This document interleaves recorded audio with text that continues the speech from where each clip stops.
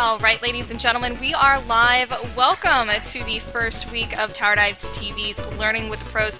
We're here with Tiny Pudge versus Ponytail today, and right now in the Skype call, we have Ponytail. How are you guys doing? Doing great, we're doing great. Are you guys ready for this best of 3 match to start up here momentarily? I guess so. Guess so. If you guys want, you can go ahead and get in a champ select while we start firing off some questions at you. So, first thing I really have to ask is, where did you guys place in the last Tower Dive TV tourney you participated in? Second place. Alright, and how were the teams in there? Like, were they good on a competitive basis? Did you guys struggle a lot going up through those brackets? A few of them. Just a few?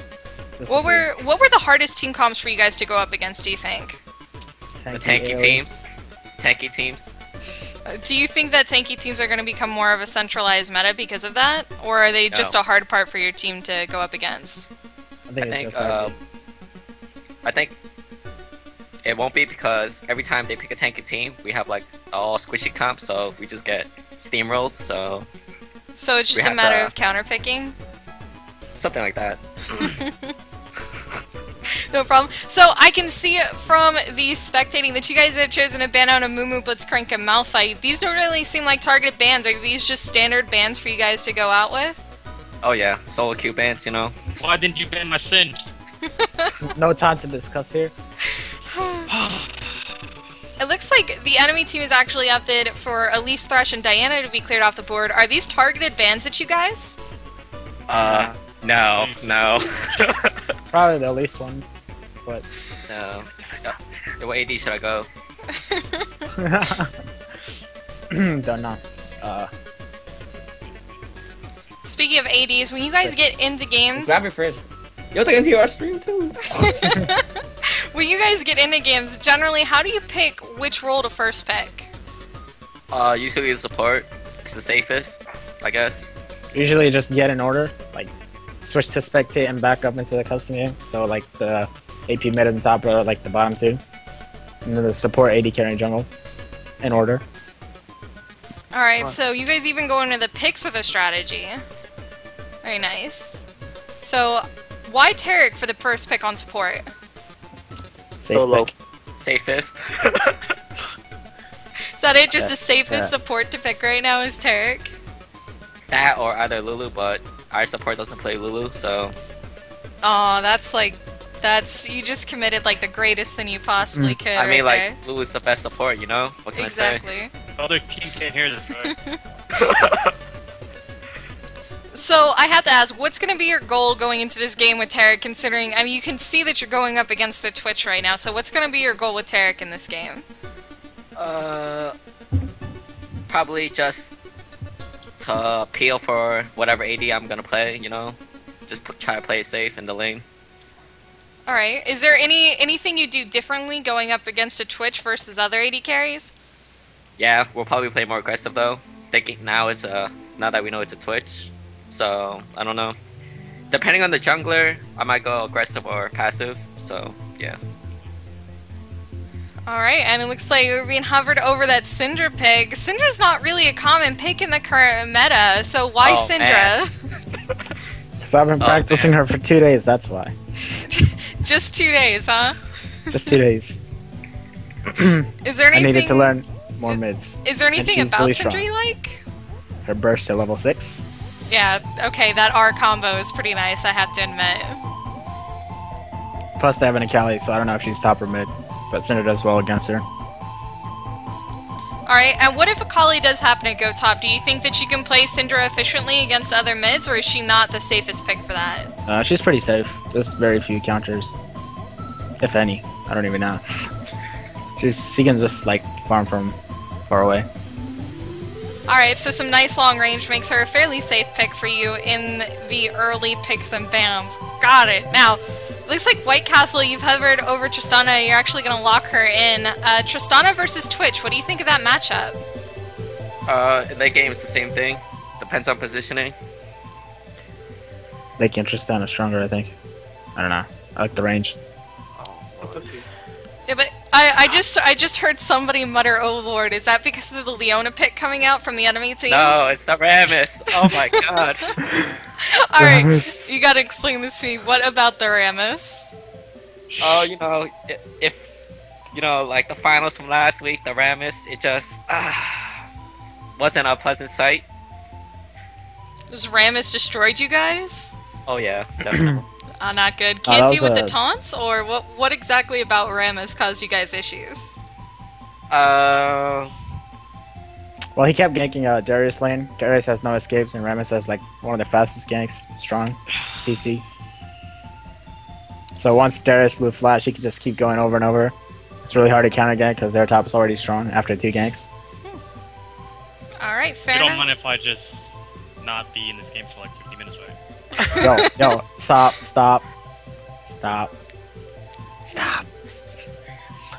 I think that might be a no. What do you guys think about this Taric, Tristana versus Twitch and Leona? And Leona's generally thought to be a direct counter to Taric. Are you guys really ready to get into this lane and play as aggressive as you need to?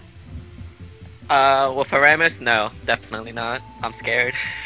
Oh my god. So I had to ask, are you regretting the Taric pick? Are there any other supports that you would Oh, have rather no, had no. than Taric in this matchup? Pony! Lulu, you know, Lulu, but like I said, I don't think he even has Lulu. Pony. So, Pony. Yeah, it might be nice. And it looks like for the top lane, we actually have Jax being picked up. Now, it might be a Jax versus a Zillion or an Akali. I honestly have no Probably- idea right now. probably no Kali. Probably a Not Kali. Alright, so Jax versus Akali Rammus top, matchup. a Kali jungle. I seriously have no words for the Zillion pick. What do you guys think about that? Sicilian mid. It's pretty safe. Underrated. But late Very late annoying. game is Pretty pretty good. You think Zillion is an underrated mid? Yes. Yeah, it synergizes well with the Rammus. Speed up, rape us, you know. We've done it before.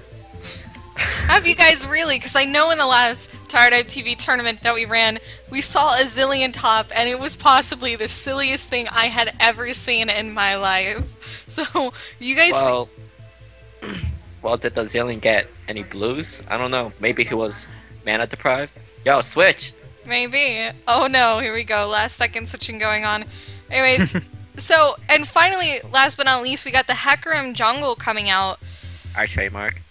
Yeah, because of the name Ponytail, I got it. I He's the figured one as with much. the ponytail. Especially when he's the one with the ponytail. Yep. Alright, so Hecarim jungle, he actually seems to be one of the higher scaling late game junglers. What exactly do you guys like about running with him? He doesn't die. Is that it? Pretty much, he doesn't die. He's a really strong initiate, and he heals in team fights. It's pretty good. And it also intimidates people.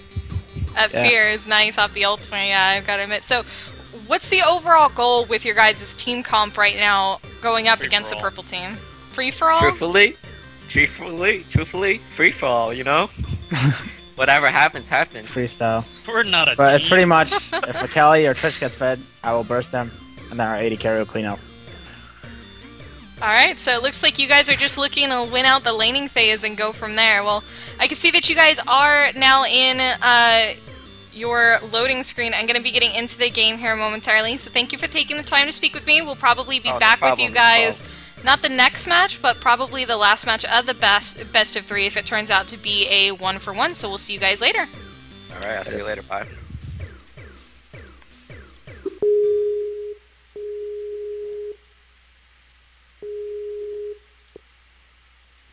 Why, hello there, Hawkeye. Hello, hello. How's it going? Pretty good. How's it going with you? I'm about to enjoy this match. I'm really interested in these team comps. Yeah, so I gotta ask, your first thoughts on the blue versus purple team right now? It's so confused. There doesn't. I mean, it looks like we have a pretty clear just burst strategy from purple team. Like Akali, basically, you have 2 carries, then Zillion to keep them alive, and Rammus and Leona to build a frontline wall. Hecarim is pretty good in this situation against that, but I don't know that Syndra is. I don't know that Jax is, because Jax has good initiate, but he doesn't have a whole lot of health. So there's a decent chance when he jumps in on Akali and Twitch that they'll just kill him before he can do anything. But who knows? I mean, there's some decent counter initiate on blue team, but I'm interested to see how exactly this will work out. Yeah, I've kind of noticed that the blue team, they don't necessarily have any set strategy in mind for the late game. They're kind of just going to try and win their lanes with, you know, a Hecarim thrown in there randomly as a trademark to their name. And I don't think that'll work out bad, but I think the free GA from Zilean and the lockup that's going to be coming out from Leona might overall become a huge issue for them, especially in the early game. You know, they wanted to play very aggressive with the Tristana and Taric combo up against Twitch and say, you know, that's how we're going to go in and counter him, but the moment that Leona was picked, it just threw a wrench into everything. Well, Leona in lane plus Rammus ganks are really tough to deal with. Taric is usually able to use his stun on an initiate, so he can keep the Leona off or the Rammus. The problem is when they both come in and gank, he can't keep both of them off. Luckily, Tristana does have the escape, but that's going to turn what should be an aggressive lane into a passive lane if they want to keep that escape. Well, it looks like we'll have to see what happens, and it looks like we are finally... Oh, man, Corner Bug's too OP. We are finally getting into the loading screen of this game after the 3-minute delay. Now, we can see all those shiny list, nice gold borders and a plat border versus a couple of diamonds, and then everything else kind of evens out. So, you know, I really, really like what the purple team has going on, and in all honesty, it's going to boil down to the laning phase more than anything else. Whoever wins the laning phase, and if they win hard, if that Akali or that Twitch get fed, I really don't have a lot of hope for Ponytail's late game team fights right now, just because I think they're going to be outcomped in general, and unless they get the advantage, they're not going to be able to pull anything spectacular out. Yeah, no, I would be surprised. It's always possible, like, you know, crazier things have happened. Jax can get a great initiate. He can catch Twitch out. The cool thing is, Akali's a little bit better able to survive, but Twitch can't really survive on his own. He's going to have a little bit of trouble roaming. Tristana has a good built-in escape, a little bit of ability to roam. So I think it'll come down to, even if you lose laning phase, there's still ways you can win. But straight-up team fights, the team that wins laning phase will dominate team fights. Because, yeah, you know, Akali and Twitch are double-edged swords. They're incredibly powerful if they get fed. They're incredibly weak if they don't. Exactly, and that's just gonna be oh man, I can totally talk today. We're just gonna have to see what happens with that, and immediately the pause coming out from the teams gives me a little bit of time to rearrange this board, so I'm definitely not going to complain about that one. But, I mean, I've gotta ask, the Zilean mid or top lane, I have to get your opinion on it. Why would you run Zilean top lane? Is just a bad idea. I swear to God, we saw someone do it. Well, I've seen people do lots of things. I've seen Leona jungle in LCS. That doesn't make it a good idea. That makes it something somebody did. But Zilean mid is really powerful. It's a lot harder to deal with than people give it credit for, especially if you push the lane. Because if you got the enemy mid under their tower, you're just going to continually bomb them, and you're going to force them back. Like, Zilean snowballs lanes really hard. If you see him push Syndra back to the tower, because he can go in, throw a bomb up, and then the second one, he's not taking tower hits until he places the second bomb, which explodes the first one. And if he's just harassing with single bombs, he's not using the double bomb tactic, he can go in, put a bomb on you, and leave, and he's never drawn turret aggro. Because that range is so good. It's really, really tough to counter. Now, Syndra has great burst, but once Syndra gets the burst at level 6, if Zilean's right there, Zilean just pops the ult, and now Syndra has nothing. Syndra's cooldowns are fairly long. There's sustained... there's no sustained damage there. Yeah, it's going to be a really precarious situation, especially come the team fight phase, just because, I mean, Zilean tosses out those bombs, but once his cooldowns are expended, he runs into the same problem that Leona does, is that he's going to be just running around auto-attacking things for a couple seconds while he waits for everything to come back up. He doesn't necessarily have the best of, you know, cooldown indicators in that sense, so I'm just curious to see what's going to happen. In all honesty, I think he's just going to push the lane and annoy the hell out of somebody. But I swear up and down we saw a Zilean top lane in the last Tower Dive TV tournament that we did, and he bought MOBA boots, and I think he was running teleport, and he just went around and set bombs on everything, but I believe he was going up against a Jax. He just got creamed. It was really, really sad to watch. Like, I think the casters were just laughing the entire time. It was really hard not to. I mean, yeah, that's something that happens. Like, you'll see people get all stoked and, oh, I found some secret hidden strategy that nobody else uses. And then they play it for, you know, and it wins them 2 or 3 games in solo queue, and they think it's the coolest thing ever. And then they come into something like a tournament like this, and you start to realize why no one uses that strategy. I mean, most things in League of Legends have been tried out.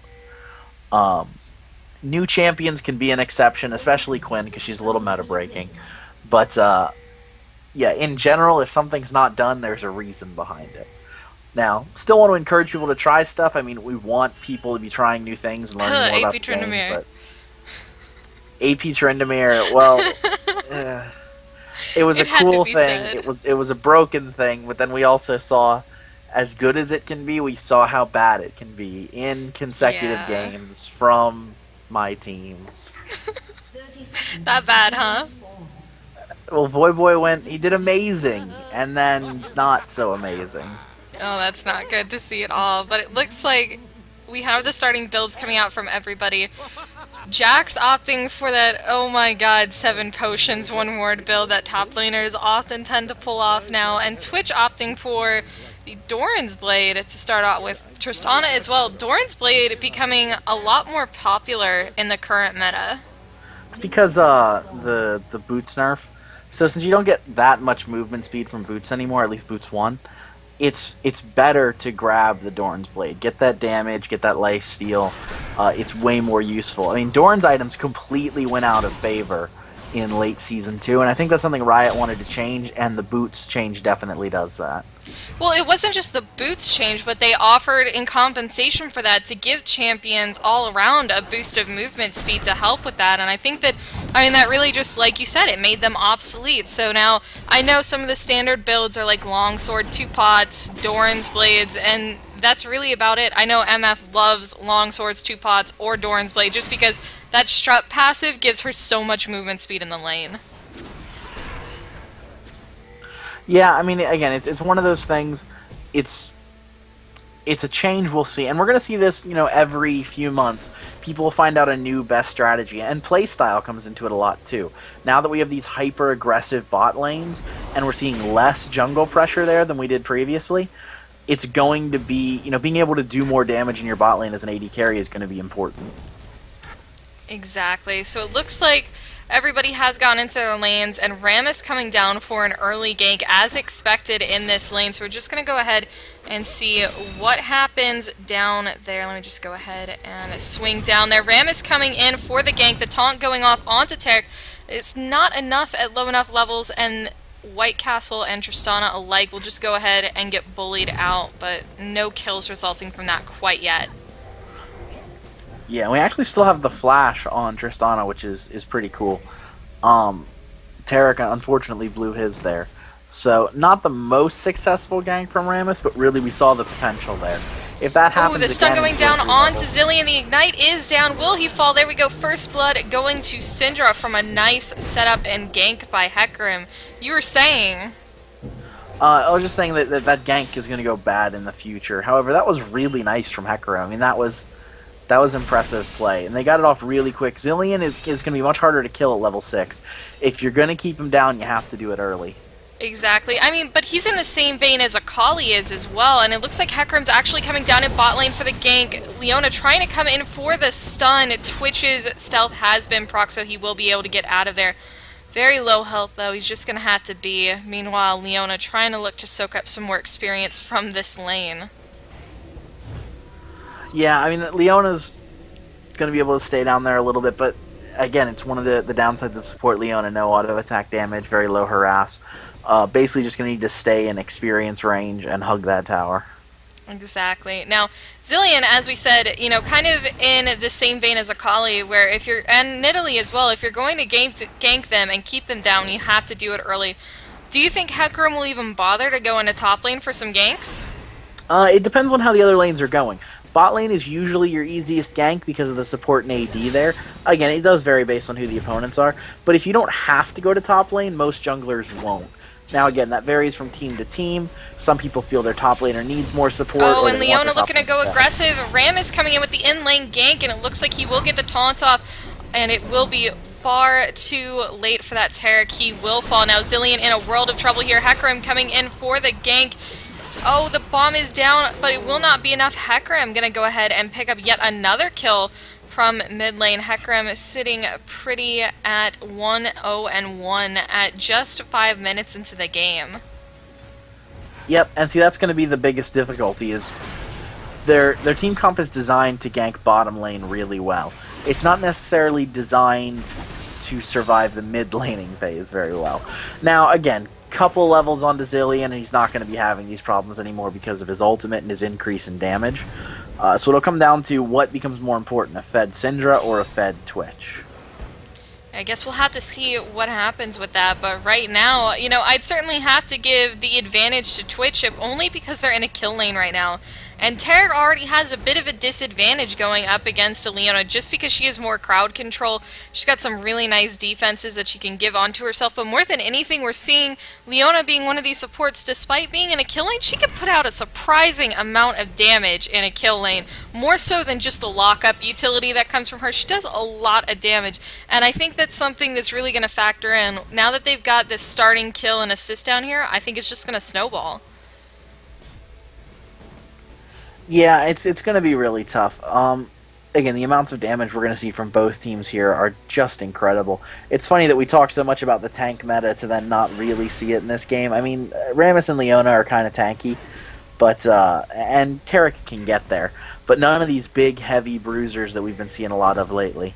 And it's going to be interesting. I mean, with the nerfs to Blade of the Rune King, kind of bring it back. Oh, and in line. Hecarim is going to come into the top lane straight for an in-lane gank, but with that Twilight Shroud down, it will not be enough, and she will go ahead and get away. And in the mid lane, level 6 gank. But oh, top lane, Rammus has come in for the counter gank, and now, oh, Hecarim getting so low. Akali will take him down, and now Jax, will he manage to get out of here? No, he's going to go ahead and just walk right on out of lane. No other kills picked up for the red team. And yeah, back in the mid lane, more action going down. And no, the bomb takes out just in time for Zilean to pick up that kill before Syndra can land another spell or auto attack. Oh my god, I think we just saw Zilean mid pick up a kill on his own. Yeah, I mean, Zilean can do it. It used to be a very popular mid, and nothing changed about Zilean. The meta changed.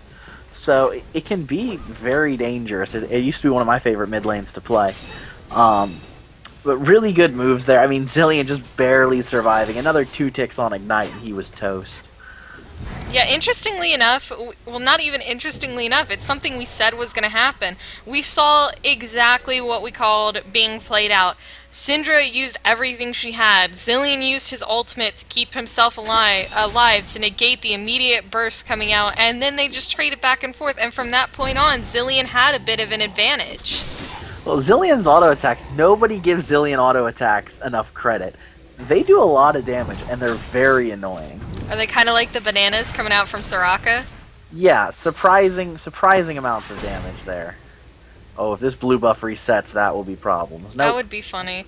There was I don't know if you can even still do it with Syndra, but when she was in the PvE, I remembered going in and testing. We would take buffs and drag them all the way back into the base fountain. Fun fact, if fountains or turrets are the last things to hit buffs, they don't transfer to you. It doesn't count as an assist, they just vanish.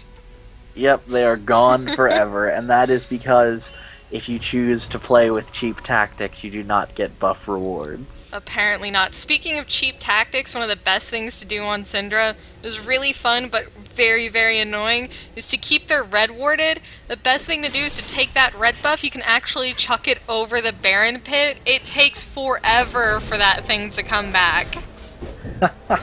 I did not know that. That's not something I've done before.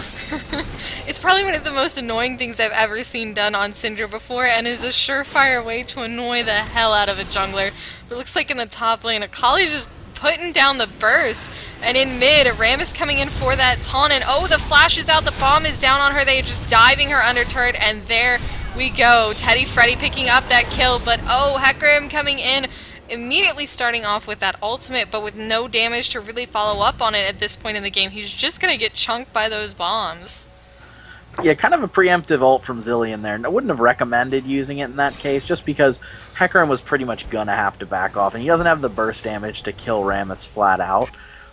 Still good. I mean, everybody got out, and it was a really good kill on Syndra.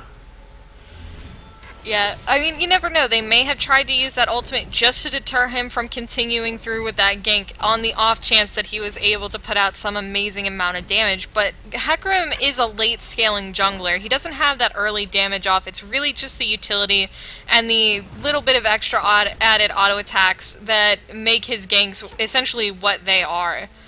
In the early game. It's a late game that you really have to look forward to on Hecarim, that tanky, late scaling, you know, health based but also damage dealing jungler with the hard hitting initiates. It's just really devastating to deal with. Not so much in the early game. Ooh, top lane, this is going to be interesting.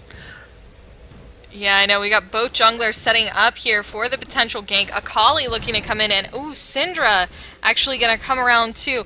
Will she get caught out? Rammus coming around this small bend here, and oh, he will get caught out. Syndra maybe looking to try and land a stun, but no orbs around to really just kind of hurt him. And it looks like in the bot lane we have Leona going in for the engagement. Initial burst coming down, and the stun will land on Akali in the top lane. Hecarim looking to come in. The ignite is down.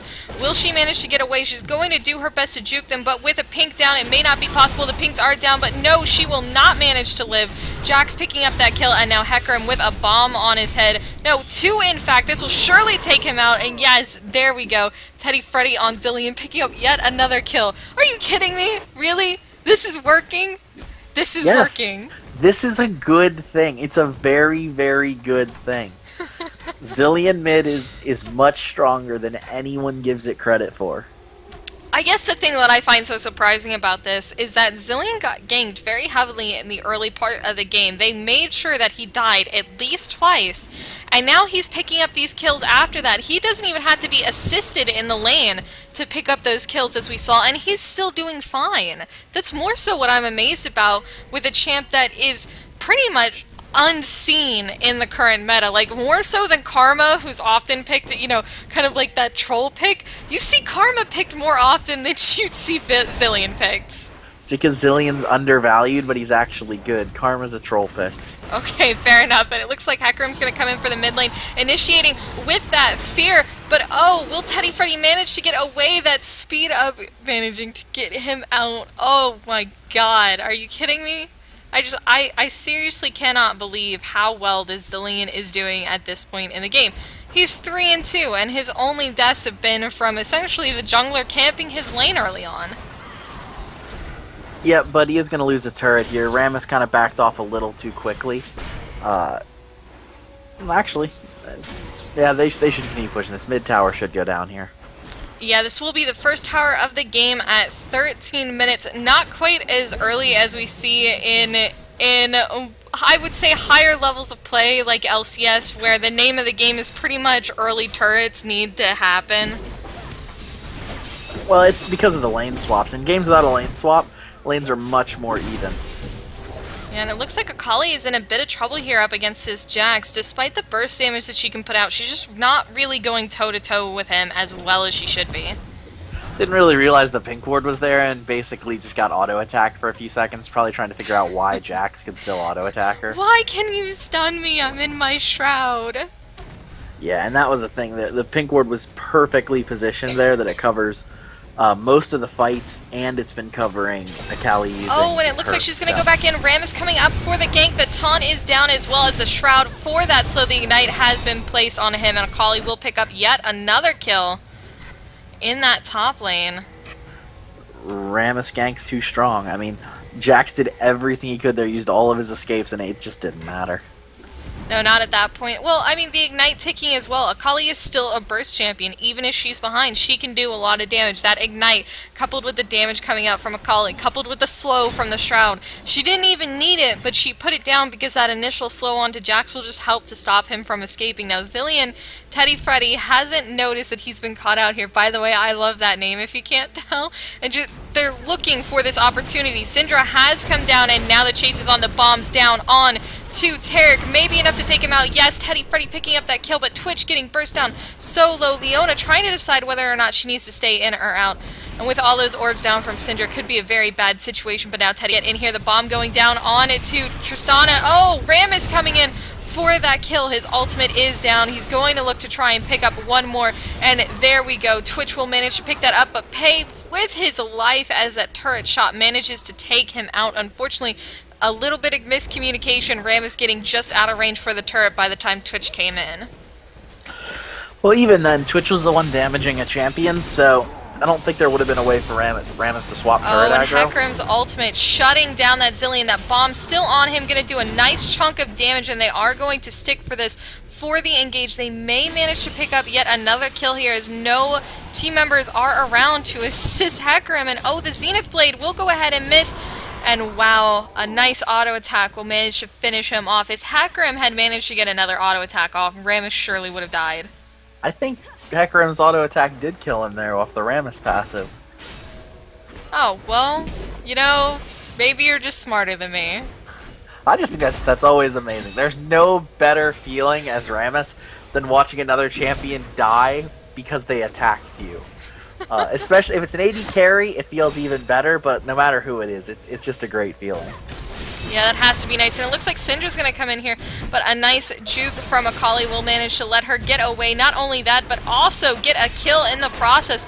But Syndra looking to go in here. Her ultimate has been procced down on to this poor Akali, who was going to juke by going down through the river. But now Twitch trying to catch out this Taric, but a nice stun will get him out of trouble just in time. Ram is trying to come in for the turret dive. The taunt has gone down. Zilean coming in with the bombs, and Hecarim trying to do something. Zilean will fall, but that bomb, with the help of Twitch, will manage to pick him off. And no, poor Paul. This is such a bad situation to be in. He's going to get away. Ram is coming down, just looking for the opportunity to escape right now. Not looking to re-engage at this point in time, but the stun will go down onto him. Hecarim saying, yeah, you know what, maybe we just back off, maybe we get some CS. Yeah, I mean, that final fight there, once both AD carries are gone, with two support-ish junglers and, you know, the actual support players, there's just not a whole lot you can do. Yeah, like, it's going to be a very slow fight. Someone's just going to run into their turrets. Syndra in a lot of trouble up in top lane. Akali looking to get down with this kill, but she's just not going to be able to pick him up. A nice stun by Syndra will manage to save her life as she retreats behind that tier 1 turret to go ahead and back. Yeah, what we've seen here is red team dominating fights but losing towers for it. Which, it doesn't necessarily hurt you this early in the game, because if you're able to convert those 6 extra kills into better items, and especially into dragons, because that makes up for the global gold, then they'll easily be able to come back and take 2-3 towers in one push. But they have to be doing that, and the big thing we haven't seen from them is a dragon. And that's the global gold that'll help them out a lot. Yep, and it looks like Hecarim coming in here to try and help St. William, but his ultimate will go down. Zilean trying to get out, he will get burst down with the help of St. William, and he will fall. But now the Taric ultimate has been popped. Tristana coming in for the jumps. Ram is doing his best to get out of here, but no, Tristana jumping yet again, and she will finally get that reset off of the assist, trying to come in here and take out Leona, but it will not happen. Syndra picking up a kill there, and now Ponytail gonna go ahead and pick up a free dragon off the back of this fight. Yeah, very impressive play from them there. I don't think Red Team expected all 5 players down there, or I guess 4. Syndra wasn't really in the fight. They were expecting a 4-on-2. And they were able to take top turret, but top turret for Dragon is rarely a good trade, especially if you lost the team fight. Yeah, and especially with that added pressure going down onto mid lane, and it looks like they may even take bot lane turret as well. I mean, overall, you can see this gold gap closing. The farm is really close here. You know, top lane and mid lane respectively trading. In terms of farm, you see Jax is down to Akali, but Syndra is up on Zilean, who's just been roaming trying to pick up some extra kills. But despite that, we see this kind of biting him in the ass at this point, because he is getting killed quite easily at this point. They're able to just burst him down and keep him crowd controlled before his ultimate can be made use of. Yep, and we do see turrets even out here, but gold is still really, really close. Again, the towers came in early, but that dragon makes a huge difference. People really underestimate dragon in the early game, like what that gold can do for you. It can keep a game even for a long time. Twitch and Leona need to get out of here quickly. Yeah, this could be a really bad situation for them. Now, it looks like Taric has managed to catch out Leona, who went just a little too deep. Syndra trying to come in here for the stun. She will manage to land it and then pick up that killing spree by taking out Leona. You know, Syndra's a really good champion for that level 6 burst, and even though we focus mostly on its matchup versus the Zilean, I think we sort of underestimated how it would work against the rest of the team. Well, Syndra's incredibly powerful. Again, like you said, that burst is great. Interesting choice going with the Merc Treads, kind of for the protection against Zilean bombs, which it's a really cool pick. The problem is without the Magic Pen, Magic Resist items are going to really affect that burst. Yeah, that is an excellent point. I would have really liked to see the pen boots. Perhaps a more protective item like Abyssal Scepter would have been better on her. You know, even going with something a bit tankier like a Roa Start might not have been a bad idea, but it looks like Rammus is going to get caught out here, and the fear is down from Hecarim. Akali totally caught out here, will instantaneously get bursted, but luckily that Zilean ult is there to save her. And now the Leona ult hitting absolutely nobody, but Taric easily falling, and then finally Akali going down after coming back up to get that kill. The stun coming out from Syndra, but her burst will not be enough. Hecarim having to back off here, canceling his recall, and a kill picked up by Tristana. She may be looking, no, she will not be able to re-engage here, but oh, that bomb, just inescapable damage, and then Syndra falling quickly afterwards. A complete misstep on her part. She turned around for that, and oh, what a sneaky Zilean. Are you going to be able to do this? Are you going to get that bomb down? No, he's not. He's just going to be forced to back off now and be, you have no idea how much I was kind of hoping for that Zilean bomb to go off. That would have been really good. The only thing I saw in that last team fight that could have been done a little differently was as soon as the Akali was reviving, they should have gone and initiated. Once you've blown the ult there and you've decided we want to save Akali, we're not just going to sacrifice her to the 5-on-1, they needed to go in then. Because what happened is Akali took a ton of burst damage when she came back up because the rest of the fight hadn't started. It essentially took her out of the fight from there. If they'd already been in team fighting, it would have been a 5-on-4 for a second until Akali came back up. But I think Akali would have been able to jump around that fight, maybe been able to clean up those low health people that we saw at the end. Yeah, more so than that, I think something that was even more detrimental was Leona's ult. I mean, Leona's ult didn't manage to hit anybody. And we saw Syndra's stuns hitting 3, 4, and 5 people at a time with no problem whatsoever. While Syndra was hitting a lot of the team with those great stuns that were coming out, Leona's ultimate had absolutely no impact whatsoever on the fight. Well, see, I don't think Leona's ult was too terrible because of the positioning. What it did, even though it didn't hit anyone, was it split the team, and they had to either choose to go in and save their player who was cut off, but in doing that, all getting hit by the Leona ult, or backing off. And it divided the fight at that point, which was good, because they were losing and they hadn't been able to do anything for Akali. But yeah, I think if they'd been in team fighting, you probably wouldn't able to hit more people, and at least you always want to hit people with your ult. When you're able to at least split a team, there was some good from it. Fair enough. Now, something interesting to note here is that Akali's actually opting to build for a slightly tankier build, starting out with a Sunfire Cape, but it looks like Hecarim's actually going to choose to initiate here with his ultimate. Rammus trying to keep 2 of the members of the enemy team busy, but no, Syndra will manage to pick up a kill, and a lovely Leona ultimate coming out as Tristana picks up 1 kill. She will go ahead and jump to try and, oh, the resets coming out will net her the double kill, and now she's going to go in for yet another jump. The shutdown bonuses coming out, and Jax will surely fall here. Yes, there he goes, and that will be the ace in the favor of the red team.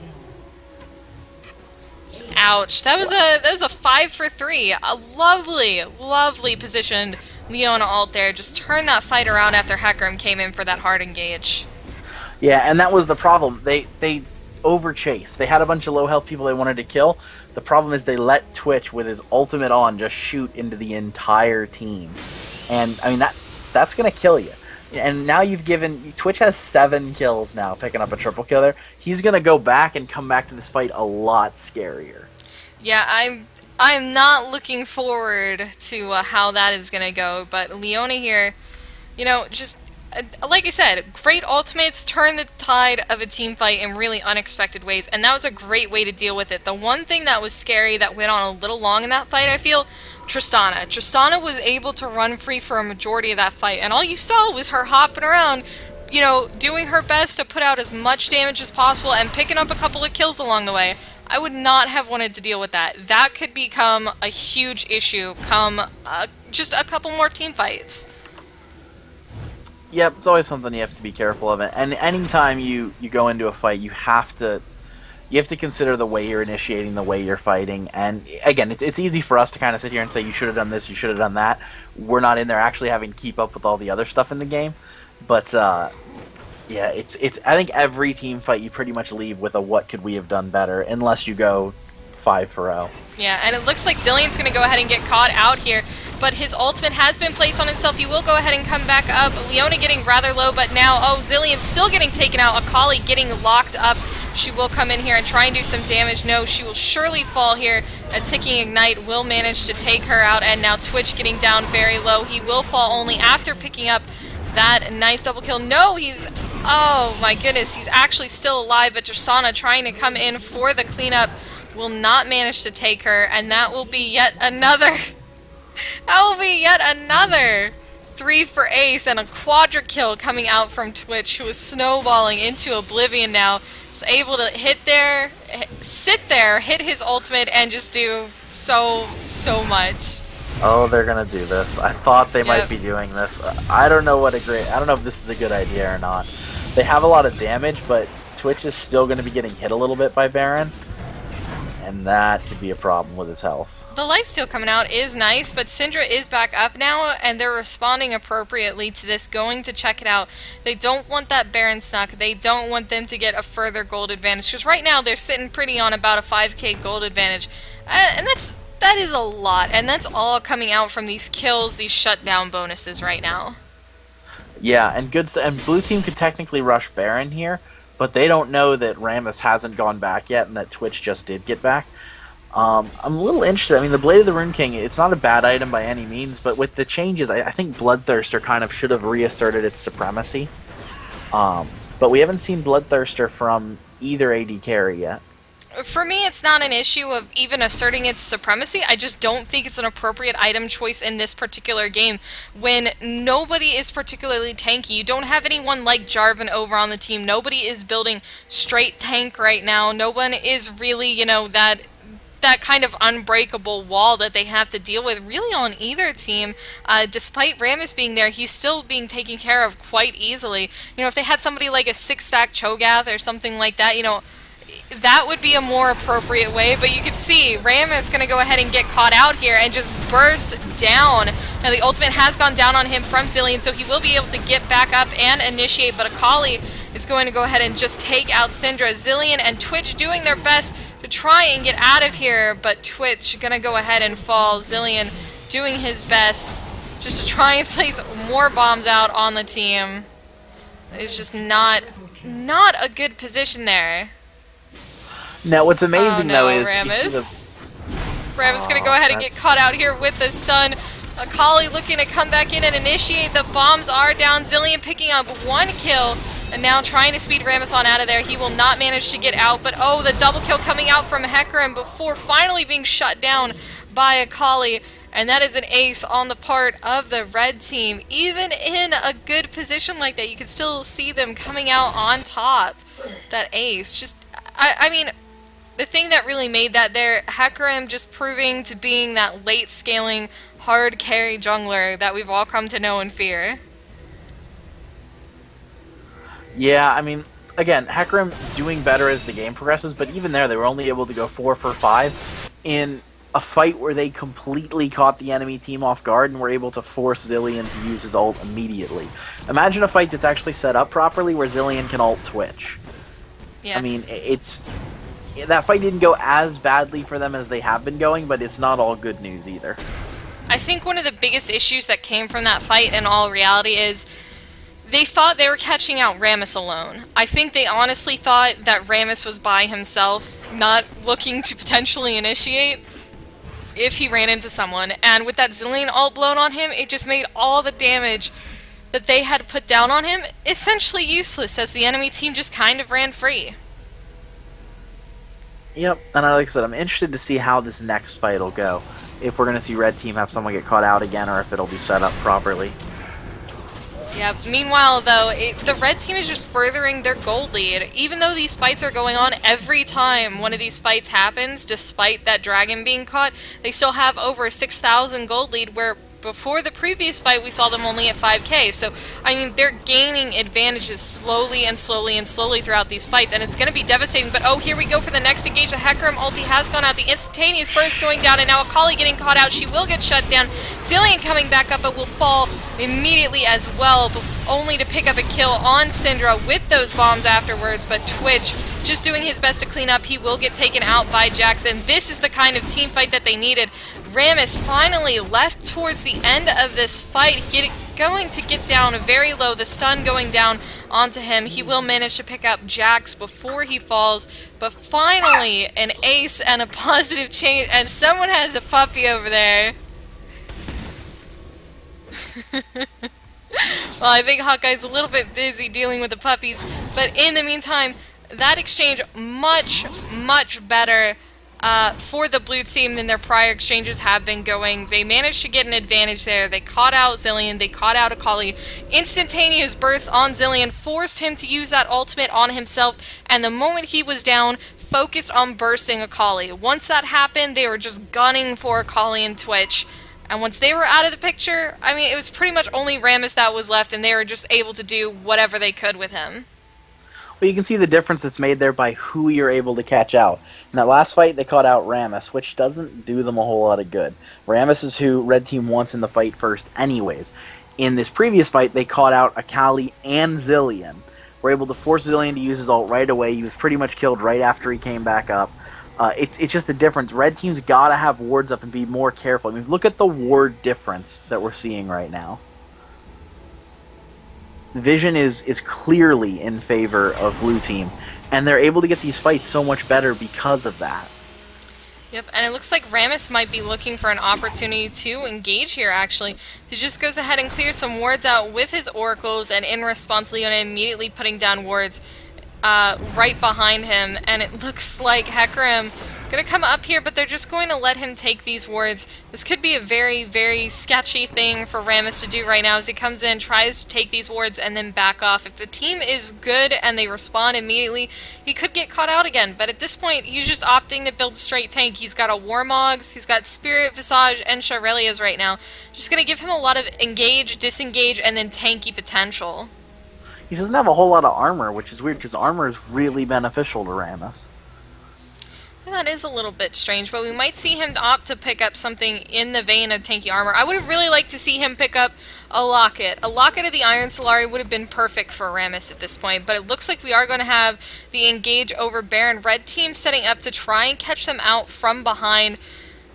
I'm not exactly sure this is going to work, but Jack's getting just a little too close here. No, some nice warding will manage to catch them out before anything bad happens, and they're just going to go ahead and return to Baron.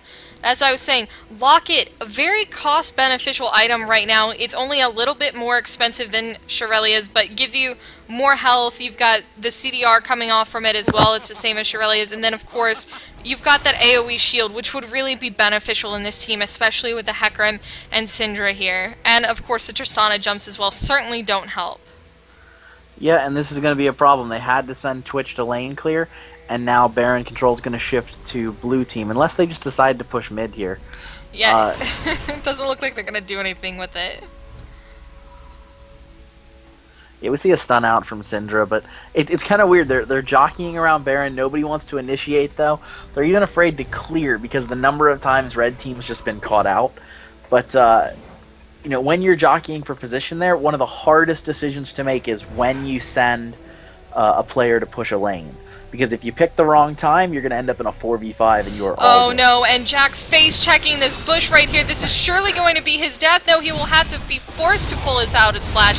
Hecarim trying to come in here. He may be looking to initiate, but Jack's getting down very low. He will fall to Akali, and now the tower dive is on. Hecarim having used his ultimate to get out of there. Syndra taking out Akali, and now Wow, that 1-for-2 exchange, again in the favor of the red team. They are able to catch somebody out and then turret dive, forcing Hecarim to blow his ult under that turret to try and escape, and he still died. And now Hecarim is going to be up here soon with no ultimate, and this could spell trouble for the next engage. If not, just give them a free Baron. Yeah, one does not simply run away from Rammus. He's got incredible chasing power. His taunt, his rollout, even with Flash and Jax's jump, he was caught. Yeah, just exceptionally rough for him at the moment. Now, they could have, in all honesty, I think they could have Baroned off the back of that fight. I don't think they wanted to because Tristana was still up and Syndra was still up as well, which is a lot of damage potential. But without the jungler up, in all honesty, I think they could have turned around, taken Baron, and been set up for even more advantage than they had before. They still are up 5,000 gold. That is a lot of items for this team right now. Yeah, and what's interesting is, I mean, that's your kill. They didn't get the exact kills you want to Baron, but usually if you get the jungler and the burst damage from the other team, you're safe to Baron. Getting Jax, though, man, I mean, yeah, Tristana was up, yes, Syndra was up, but they didn't have the tankiness. They weren't going to come in and fight 3-on-4 to contest a Baron. They were already having all their other lanes pushing. That really was a very good opportunity to Baron. It's unfortunate that they missed it. But once Twitch gets back in here, they still have a lot of power to bully blue team. Yeah, and we still see those wards getting taken out. Oracle still on Rammus, still a problem for them. He really needs to die for them to try and assert some form of map control, but I just don't think that's going to happen right now. Now, Syndra playing a little bit of pokey-pokey here, but she may get in trouble. She's still very squishy, has the potential of getting caught out. Lucky enough to get away that time, but next time they might take that opportunity to engage on her. Interesting. I wonder if they're going to give up Baron here and just try to mid-push, or Tristana split out there. That's and here comes Rammus for the engagement. Jax getting that stun off on 3 people, and here we go. The exhaust was down on Akali. She'll fall instantly to Syndra. The fear finally coming out from Pony as it comes back up, but no, there we go. The Zilean ultimate is down. He will come back up, and now Rammus getting down very low. And there we go, he will manage to get taken out, but Twitch is running free. He will certainly, yes, he will indeed take him out, but no, he's still alive. That ultimate was not enough to kill him, but Tristana just coming in with those jumps, doing her best to clean up right now, but still, at the end of the day, even with Tristana left free to run about, still a favorable engage for the red team. Yeah, they need to go back here, though. If Tristana catches them, well, I guess there'll be some lifesteal from Twitch, but I don't think they have the ability to fight Tristana. Tristana's got way too much burst. No, I completely agree, but they're going to go for it anyways. The bomb is down onto Twitch. Its damage will go down onto Tristana. She's going to get rather low.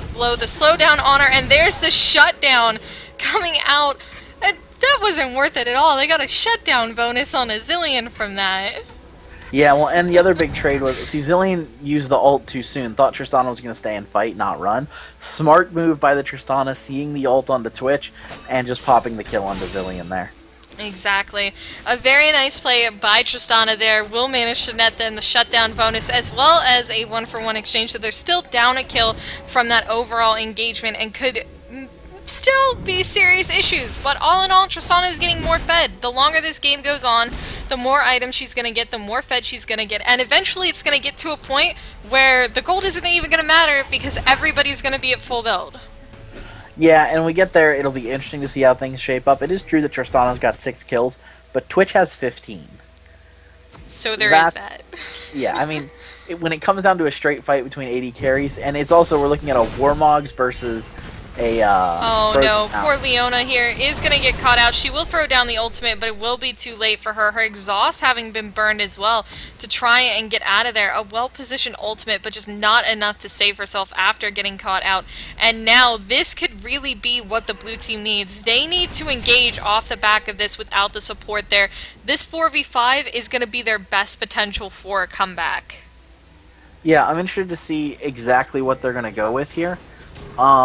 If they're going to go for Baron or if they're going to try to push lanes. I think they could probably gain more from a straight lane push in the short term, but a Baron will work out better for them in the long term because it'll give them the ability to 5v5 when Leona's up again. And it looks like they may actually be opting for the Baron, just like you said, as opposed to pushing and trying to go maybe even for that inhibitor. But no, they're just dancing around it. What are you guys doing? Leona's only going to be dead for another couple of seconds. Ah, this is so frustrating to watch. They're waiting to trap out, which normally not a bad idea, but in this case, they're not going to chase you. They know they can't 4v5 under Baron. They've given it up. They're letting you take it, and you're not doing it. They have a ward there, so they know the fight's not going down. Now with 5 up, I'm interested to see if they react when they see the fight start. Yeah, this could be very, very bad for them. Now, it looks like they're just going to try and catch someone out here. Syndra, I still think that Syndra might be playing it really dangerous right now. She's always hanging out towards that front line. It could really spell trouble for her here in this next engagement. But now with everybody up and Leona back in good shape and health, they'll be looking for an engagement around this Baron. And in all honesty, this game could entirely come down to Baron and one team fight. See, I think Syndra's trying to bait that burst onto her because of the Seraph's Embrace shield.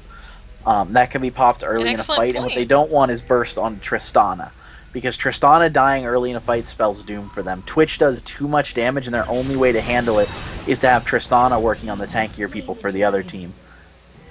Yeah, now it looks like the red team's actually opted to take this dragon, trying to build up their gold lead and just further it even more. The thing that comes from that is it's such a risky play. Yeah, that was a really ballsy dragon. And the interesting thing is they don't have a ward on Baron.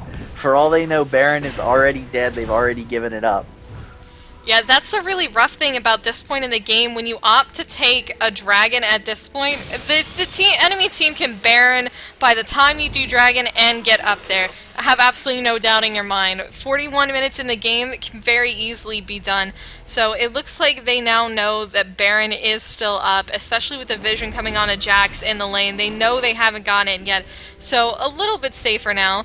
Zilean opting to still build Glass Cannon at this point. Interestingly enough, he's 10, 10, and 18. He's actually doing really good for himself for being a Zilean. Yeah, this Zilean hatred you have, it's so unfounded. I don't understand. Well, okay, so when I first started playing League of Legends, Zilean was still used as a support, and oh, Hecarim coming in for the engage will only manage to get the fear off on one individual. Flash is being burned all around as they try and bust down this Zilean. But no, here we go. Twitch taking out Hecarim instantly. The double kill coming out from him, and now Syndra's ultimate being bursted, but it's not going to be enough. The triple kill coming out from, oh, it's Paul, and there's the quadra kill. And Tristana saying, I don't want to give up the penta, I don't want to give up the penta, but she's going to give it up anyways. And that is the problem. A pentakill for nothing. Yeah, great tanking. Zilean just going to go in and tank because, you know, he can. He's saying, hey, I still have my ulti. Yep. See, that was the decisive fight right there. And the problem was, they knew they had to kill Twitch, they over-chased. Very good game from Purple Team there. Yeah, an absolutely excellent play by the red team at that point in time. We're going to go ahead and get into the next Skype call, ask these guys about how this game went down, what they really thought was the deciding factor. We already know as casters what the deciding factors in that game was, but it's always interesting to see what these teams think. So let's just go ahead and try and get in here. Gonna go ahead and poke these guys. Put us in your call when you're ready. In the meantime, guys, we're gonna go ahead and play some music while we get into the next scrim and question these guys about the game they just had. So we will be right back.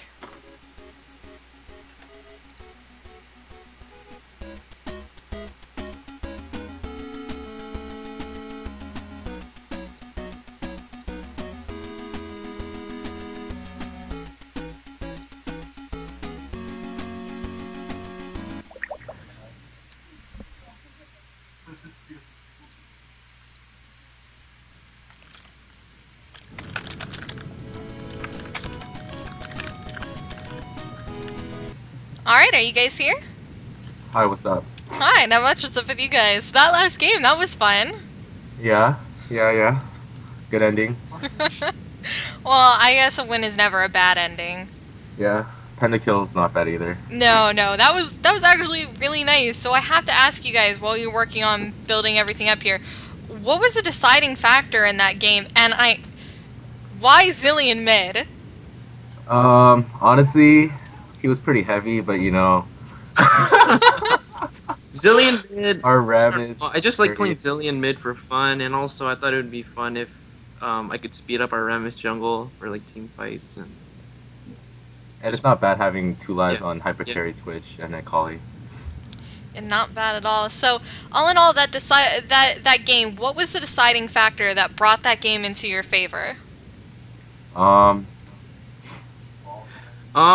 Like mid game, we started to notice that their strategy was to mainly bait us into like a brush, and so we just started to ward up a lot, and we just countered it.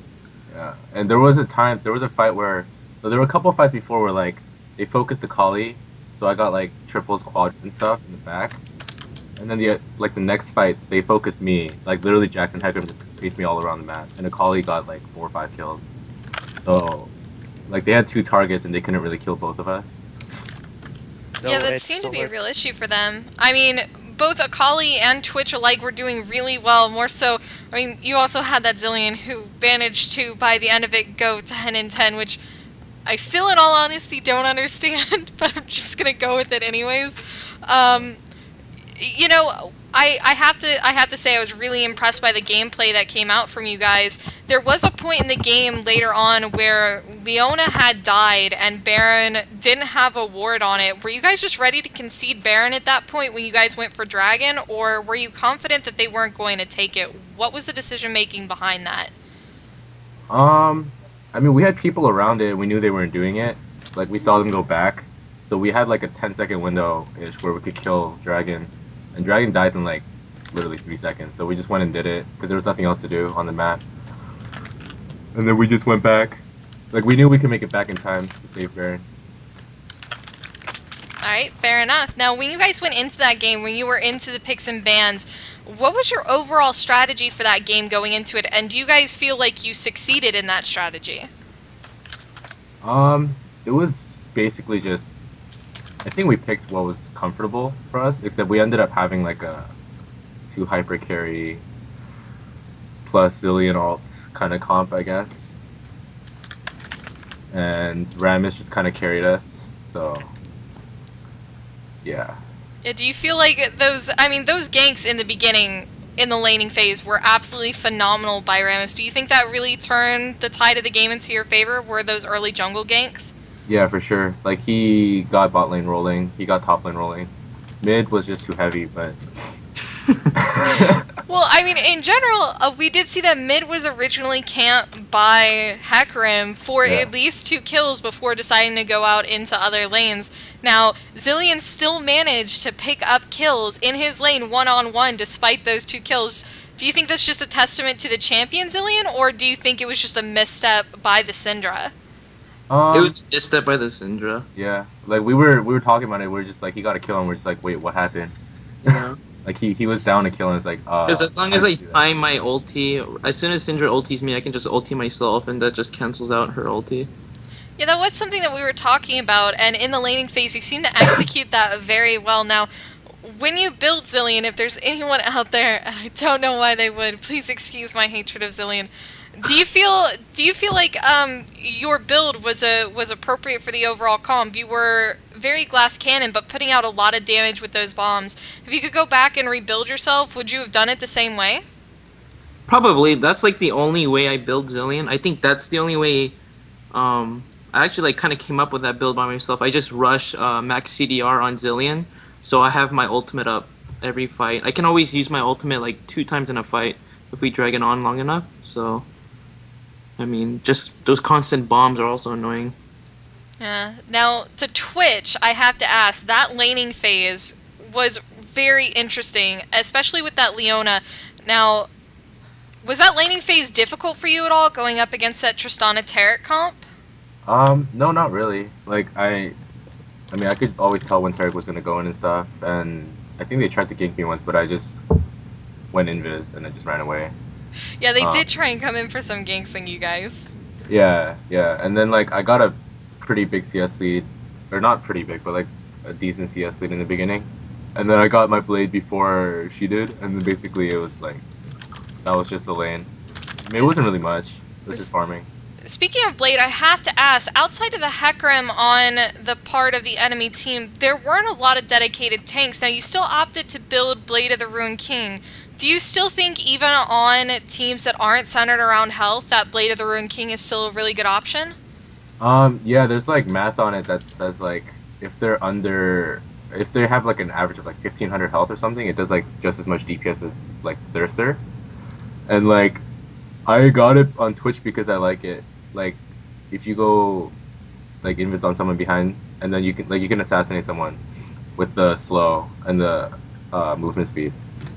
And like and then I saw like they had Jax and Hecarim, so like 2 people diving me, so I needed Blade to like kind of get away. Like it saved me like 2 or 3 times, if I remember. Yeah, that slow has to be pretty strong. Now, as far as the supports go in the bot lane, Leona, I can only assume that that pick came out because they picked Taric and you wanted to counterpick, or were you guys going for a sort of AoE engage heavy team comp? What was the thought process behind picking Leona in for your team? You want to answer that? I have no idea. Teddy, what's your name? She just mainly picked Leona because that's the support she's most comfortable with playing. So yeah, that's basically it. She's pretty good with Leona. Yeah, I have to say, Leona ulti came in and just did so much work there in a few fights. We were really surprised to see, you know, that AoE lockup lent to you guys so well and just allowed Twitch and Akali to essentially roam around unchecked. And now I have to get into this. Akali, you had a couple issues in the laning phase with the pink wards coming out from Jack. So what exactly was up with that? I don't know. I guess they didn't like me. They didn't like you. I mean, through the mid game, you could see like almost everyone on the team had a pink. Literally, yeah. There was a point they were pushing bottom. We checked their items. Like one of them had like 3 pinks. The rest of them all had like 1 pink. And it was just like, yeah. They don't like us, dude. They don't like. Kali's really snowball hero, so yeah, it was right for them to buy pinks. Something interesting I saw you do in the early game on Akali was to actually pick up a Sunfire Kate. What was your thought process behind building that on an assassin champion? It's mainly because, like, you don't really need to build AP to deal damage with Akali. It's very stupid. So, and Sunfire gives you really good defensive stats and like pushing power with the Radiance thing. Yeah. Yeah, that's from Dota. I don't know what this... No, that's completely fair. Now, something that's actually come up in the more recent meta regarding specifically champions like Akali and Katarina is to build Warmogs. Do you think this tanky assassin build is something really beneficial for assassin type champions, or is it just more of a situational thing? I think it's really situational, because if they have like lots of HP too, and you're building HP, like you're not gonna be doing a lot of damage. Alright, fair enough. Now into this next game here, hopefully it looks like they're having to sub some people out. Are you guys going in with a set strategy? Are you looking to pick and ban anything in particular? I don't know. Maybe Hecarim, just because Hecarim's annoying. It does seem to be the signature champion on their team. I can't say that that would be an unwarranted ban. Yeah, I don't know. Hecarim's just an annoying hero to deal with anyway. He's considered to be one of the highest late-scaling junglers in the current meta. Do you really agree with that sentiment, or is he just annoying because he has a fear? The fear, like the speed, like even if it's warded, like he can probably get past it and you can't react in time.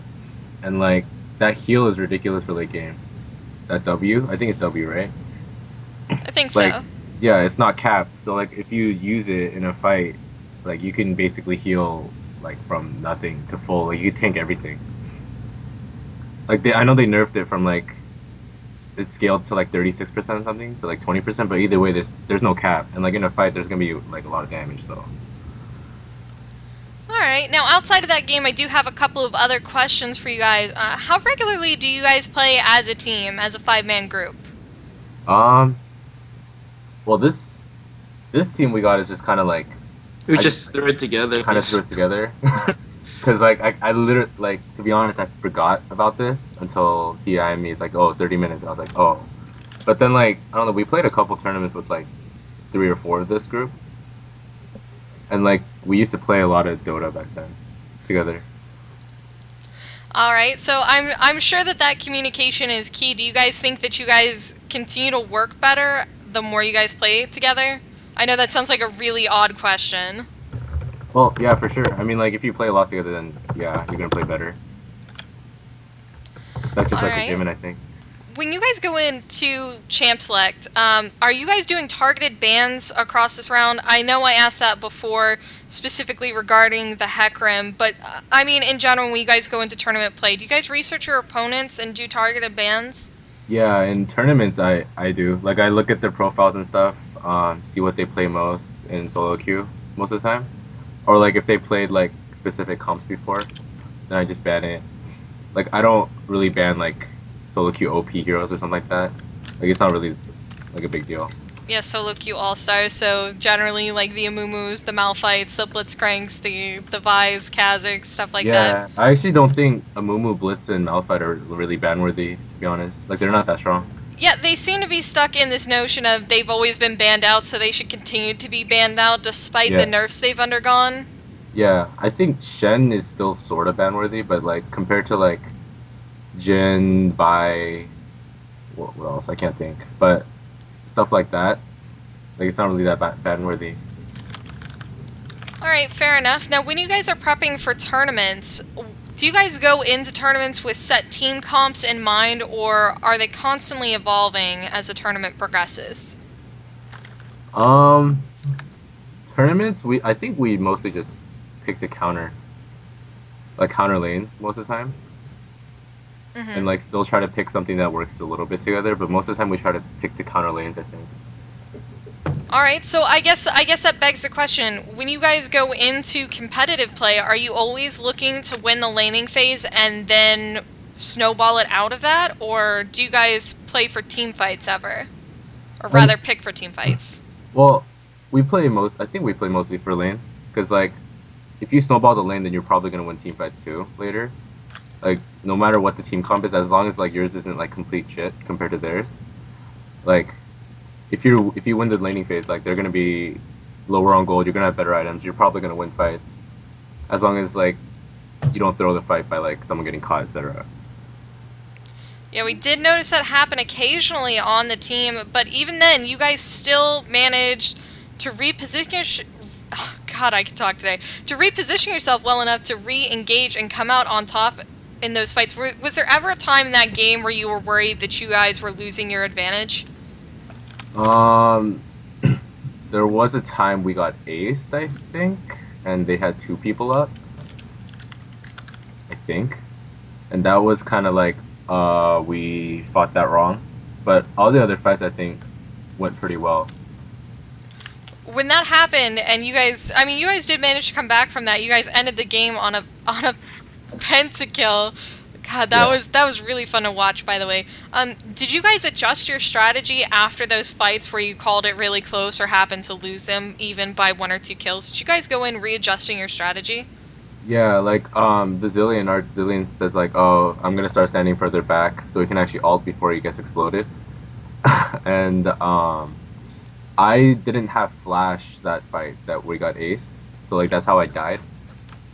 And then so basically we waited until my flash was up, and then we fought. Alright, so it sounds like really it's all about the positioning in those situations. And I mean, congrats to you guys on your win. We'll see you guys in just a little bit, maybe back for round 3. We'll probably be going back and forth between both teams to see what you guys have taken away from these two. If you guys don't win this, see what you progress from there. That is going to be it for me. If you guys want to go ahead and say bye to everybody who's going to be viewing this on YouTube and everything like that, or if you guys have any shout-outs, go ahead and give them now.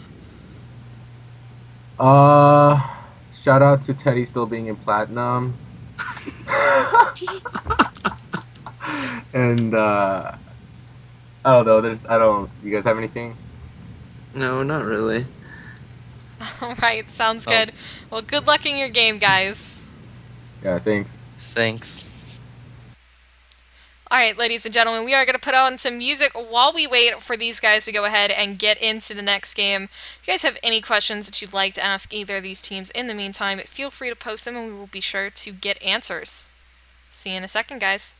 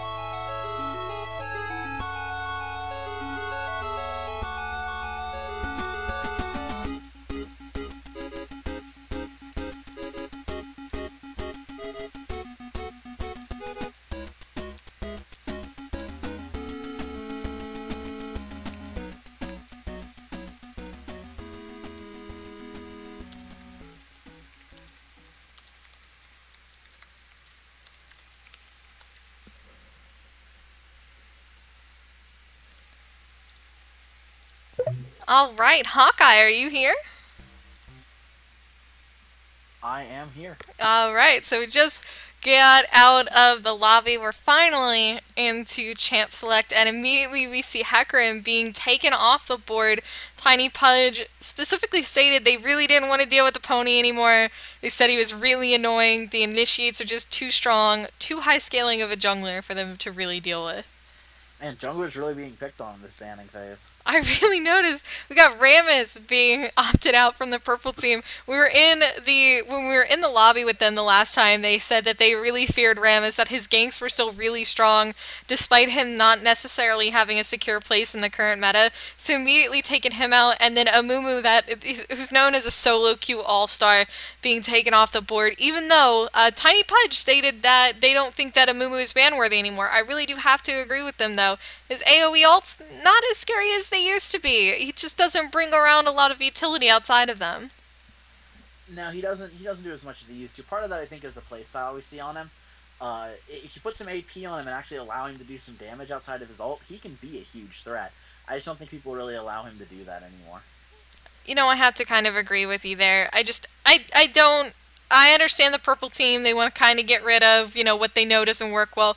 Whereas blue team stated that they're banning specifically to take out, high percentage win rate champions that'll be problems for them, and things like that. And I think all in all, they have a better mindset and preparation going into these games that might give them an overall advantage. But it looks like blue team hovering over this Blitzcrank right now. Blitzcrank is going to be interesting to see. Level 1, a single hook costs half his mana. Yeah, I mean, he's lost some of his value there. The problem is it's still so much. You can turn a fight around. If he hooks a squishy, he can completely change a fight. And the jump to Lee Sin. So, none of what I said matters. Yeah, sorry about that. But it looks like White Castle now browsing over that Blitzcrank going, you know what, maybe this might not be the worst idea ever. And it looks like, oddly enough, Purple Team, we had discussed with them sort of what they like to pick first, what they like, what roles they like to lock themselves into early on in the picking and banning phase. And they generally said that the support was the safest one, and they've opted to first pick this AD carry, Sivir, coming out. Not something we see very often competitively anymore. Yeah, I don't know. I don't like the Blitzcrank pick here. I feel like they may have been baited into it a little bit. There's so many great supports that counter Blitzcrank still open. You got Leona, you've got Thresh. Thresh would be a nightmare for Blitzcrank. I don't know how I feel about that pickup. It'll be interesting to see what is picked to counter it, though. Sivir, an interesting AD pick. We don't see much of Sivir, but it's not at all because she's not strong. Her skills are just a little bit in a different place, without the burst damage, but with an amazing spell shield. And there's the Thresh pickup. possibly a Taric for an AD Thresh, which would just be a nightmare. I think, oh god, I'm really curious to see what they do. And here comes the lock-in. What is it gonna be? Oh, and it's gonna be a Taric. It's gonna, oh god, it's gonna be an AD Thresh. It's gonna be the AD Thresh. An AD Thresh is so powerful if played right. It really can be an incredible bit of damage put out.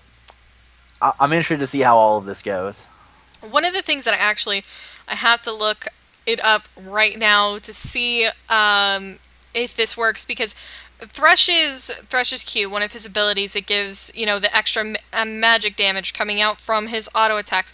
I actually wonder how that interacts with Silver Spell Shield, or if it pops it at all. So this may in fact be a strategic pick if it does that.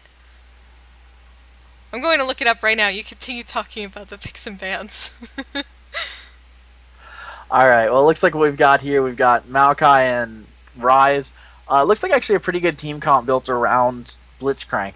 When Blitzcrank pulls them in, they'll have an ability to hold them there. Rise can have incredibly high burst damage potential, but if that is a Lux pick we see from Blue Team, Lux gives Rise a really hard time because of the range. Back and forth between Singed and Kale on a possible top lane, I'm assuming. It could be jungle, who knows. But we'll have to see what's actually locked in here. I don't know how I feel about the total amount of damage that Purple Team can do, but though it's almost a complete switch from their strategy last game, which was have, you know, burst damage initiate quickly. Now they have sustained damage and a lot of support.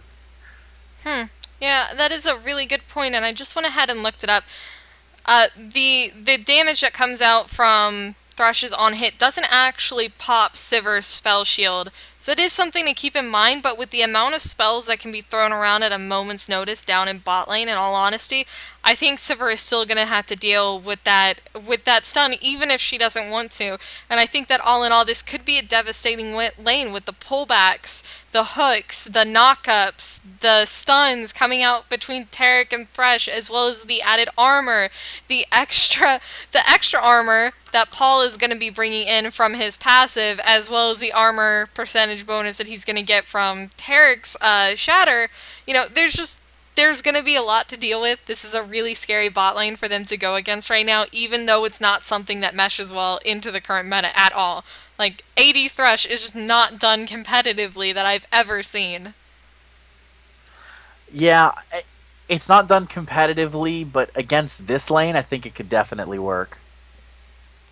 And we'll have to see what happens there. In the meantime, the final comps have been locked in for both teams. Blue team going to be running Renekton, Thresh, Taric, Anivia, and Lee Sin. Purple team going to be going with Sivir, Blitzcrank, Maokai, Rise, and Singed. Singed actually a really interesting champion. Did you know he has one of the highest win percentages in solo queue right now in the silver and I believe gold and plat divisions? Really? I did not know that. That is... well, for someone in the silver, gold, or plat divisions, yeah, that is good to know. Yeah, that is good to know. He's just a very strong champion right now, and I'm going to be perfectly honest. I cannot play Singed. To save my life, I could not play Singed in any capacity. But he just seems very strong champion. He's got so much tankiness, he's hard to gank, he's got the crowd control coming out, as well as the damage, and it's pretty much impossible to chase him. Yeah, I don't know. A lot of things we're not used to really seeing here. The one thing I will say, I really, really like the Renekton and Anivia picks. Renekton is such a beast in top lane. We don't see him like we should in play. And Anivia is one of my favorite, actually my absolute favorite AP mid. Whenever I do get a chance to play Anivia, it's just so much fun, and it's a really, really good counter to the Rise because of the damage you're able to put off consistently and the fact that you have a long-range stun. Yeah, the egg coming out will also be nice because we saw a strategy that came out from the purple team was those early ganks onto Zilean in the mid lane to try and shut him down. So that's not going to be something that is necessarily going to have as much impact in this game. Yep. I don't know. And now here's something, and I'm going to get your opinion on this because you come from that support perspective, which is not one I normally see. What do you think of the level 1s here? Because we have a Taric and a Blitzcrank, who are both such I don't know. They're both really good level 1 supports because of the way they can change a level 1 fight with a good dazzle or a good hook. Well, here's the problem, alright? Blitzcrank's hooks at level 1 cost half of his mana bar, and his passive now takes up more mana. So you dodge one hook, and Blitzcrank is now stuck between the option of being able to use his passive in case he gets into a bad situation, or using a hook again to try and set up a kill. Meanwhile, Taric, despite the, and I use this in very loose quotation marks, nerfs that he underwent and the mini rework he underwent, which weren't actually nerfs, he's still very strong, and they reduce the mana cost on his Dazzle right now. The only nerfs that he's looking at in the future, Riot has already released, and they've said that they'll be nerfing his Dazzle so that it doesn't start out as a 1.5 second stun, it starts out as a 1 second stun and scales up to 1.5. So really what we're seeing here is if the blue team has any sense of dodging, and all it takes is 1-2 hooks in the beginning, that's it. They're set up for the laning phase. And those can be expended so quickly. Yeah, I'm interested to see how that'll all work out. I think that change to Taric with the Dazzle change, it's gonna make me very sad because Taric is my best support, and I liked Dazzle being basically a 1-point wonder. Stick 1 point in it and then don't max it until you have to. Exactly. I mean, that might be something that changes. Yeah, it's going to become more important because what is Taric without his stun, at least as a support? He has possibly some viability in top lane from what we've seen, but I haven't seen enough to say definitively that that's going to work. Yeah, we'll have to see what happens with this. So we are going to go ahead and get into the skin intimidation here. And oh, look at that Professor Rise coming out. Now, it would be really nice if they won a tournament so they could go ahead and get that tournament Rise skin for themselves. But unfortunately, they placed second last time, so got very close, but just not quite there. Just about hitting it. That's gotta suck. I have no idea where I was going with that train of thought. I completely blanked. Yeah, I don't know. As far as the skins I see here, Professor Rise is cool, but I do happen to have an affinity for Uncle Rise. No Taric skin, which is just sad. Real people use pink Taric. No, don't even go there. Pink Taric is best Taric. Mm-mm. Pink Taric is only Taric. No, Pink Taric gets you banned from tournaments is what it does. Pink Taric is amazing. It is one of the greatest skins in this game. No Thresh skin. I really like Thresh's skin. I think it's pretty awesome. But I don't know. I'm really stoked about this level 1. So all I can really think about is how this is going to work out. We didn't see an invade last time, but we have better level 1 team comps by a large margin than we did last time.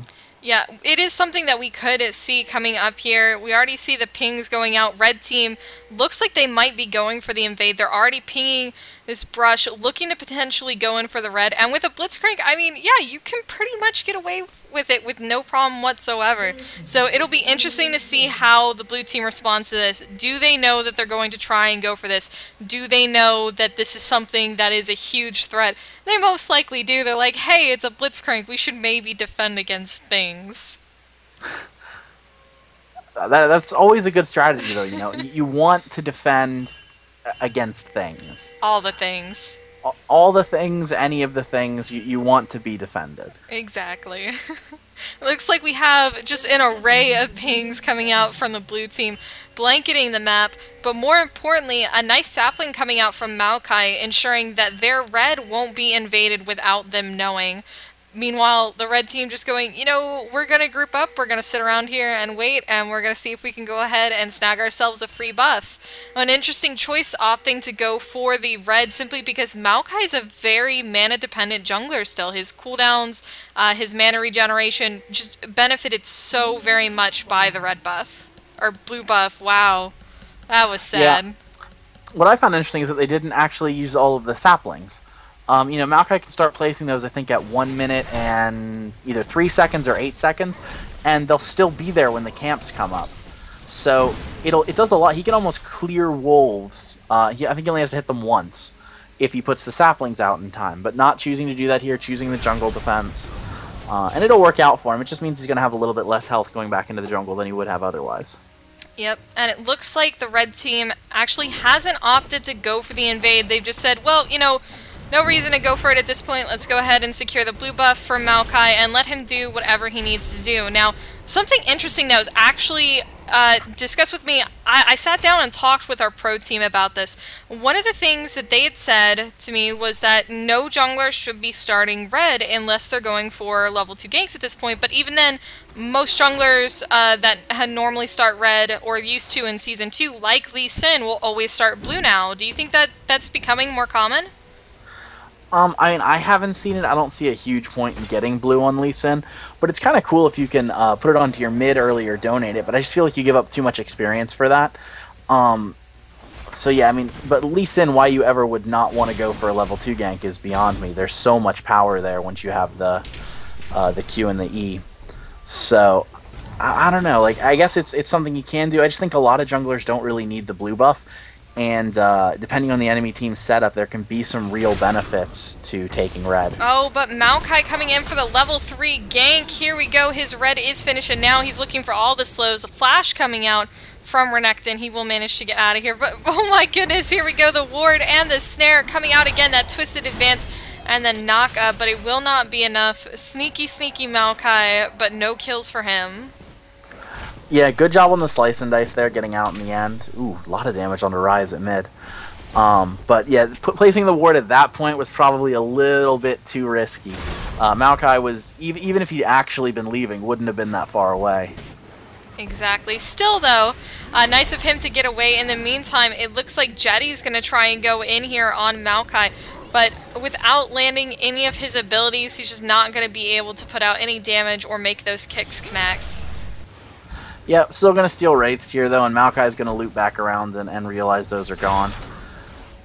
Yeah, no biggie. Just get some extra gold in there, set them back just a little bit, not allowing the mid or the jungler to clear those out, so no extra EXP from those. In the meantime, we see those Blitzcrank hooks missing, and we can even see, despite his level, oh, in the mid lane, the gank going down onto Anivia, the flashes are out, there goes the stun from Anivia, but it will not matter, she will get taken down to her egg. The sapling actually coming in for the assist, and there we go, first blood onto Rise. That is really unfortunate, you know, Anivia just seemed like such a safe pick at the time, because we knew that Maokai was going to have a real heavy presence around that mid lane.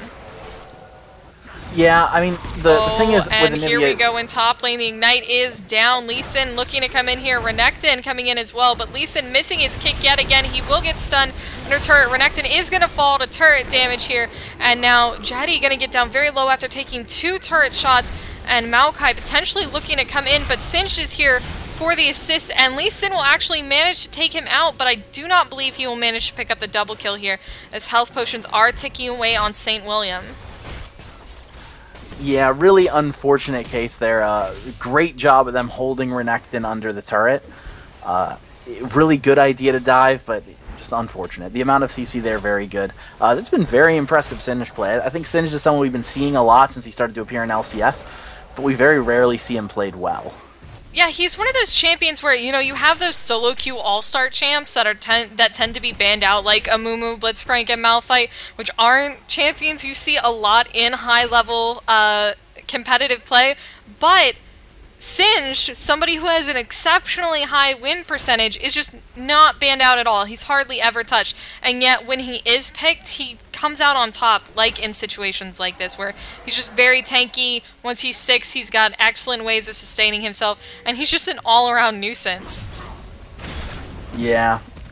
Wow, I've never seen a Renekton take this kind of early lane beating. Like, this is usually where he shines. Yeah, and poor Anivia just getting picked on. Here we go for the second kill going on to Rise, but in the bot lane, it looks like White Castle getting picked on. No mana here, the exhaust going down both onto Taric and Sivir, but both of them will manage to get away without much of an issue. Now, the big thing here is that, you know, Rise is starting to snowball, and Anivia is getting really far behind, and Maokai is playing this, what is in reality, let's just be honest, the solo queue mentality of camp mid and win, which is becoming a much more common thing in solo queue. Yeah, I mean, it's because mid's where champions tend to get out of control. It's it's as we've started to see these burst champions come back into mid. When mid was just any AP and any AP will do, there wasn't as much sense focusing there as there is now, where it tends to be a bursty champion. Now, Anivia is someone who's really good to camp, because once Anivia hits level 6, it's going to be way harder for Ryze to deal with. Going to out-farm Ryze easily. So getting those 2 kills early is really going to... And they both went on to Ryze. I actually didn't realize that. I thought one went on to Maokai. So very, very good there. This is going to give Anivia nothing but trouble. Yeah, and she's unfortunately behind in levels too, so she doesn't even have her ultimate right now to farm. In fact, the blue is warded, and Maokai's just going to come in and take it and say, no blue for you. And Anivia is just like, God damn it. So now Anivia not even going to be able to farm once she hits level 6. She's got a tier right now, but it's just not going to be enough. The mana, the regeneration, how do I want to put this?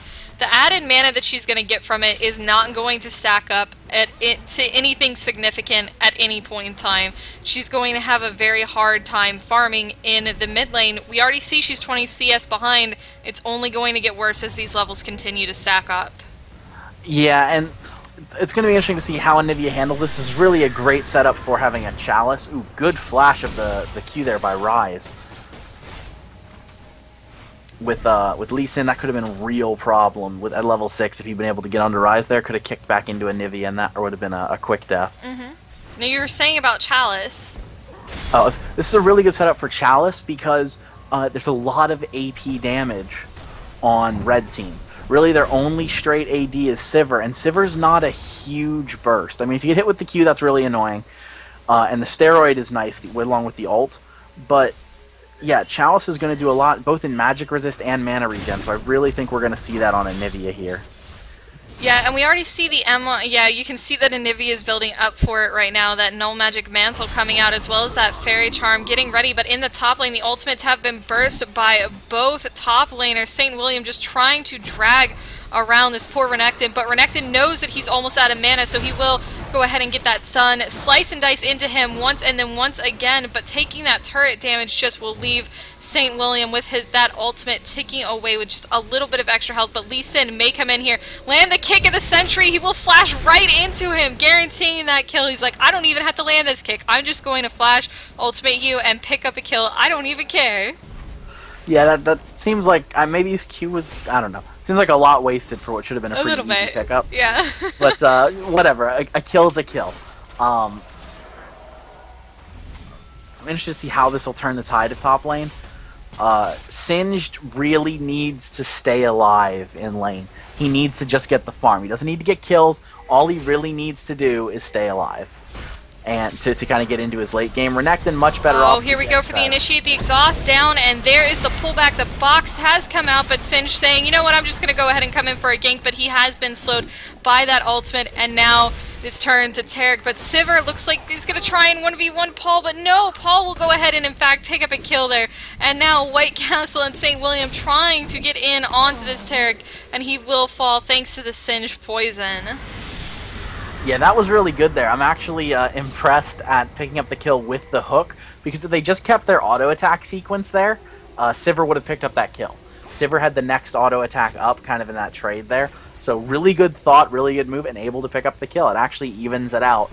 But a kill on a support is never going to be worth a kill on an AD. That is not the trade you want to be making. Especially when you're having your top lane come down there. Down, yeah. You know, you're blowing teleport, you're blowing a lot of summoner spells to trade a support for an AD carry. You know, something that I really have to compliment is that Jetty did a really nice job knowing where those wards were going to be in his jungle and taking the time to pink them out. And there we go.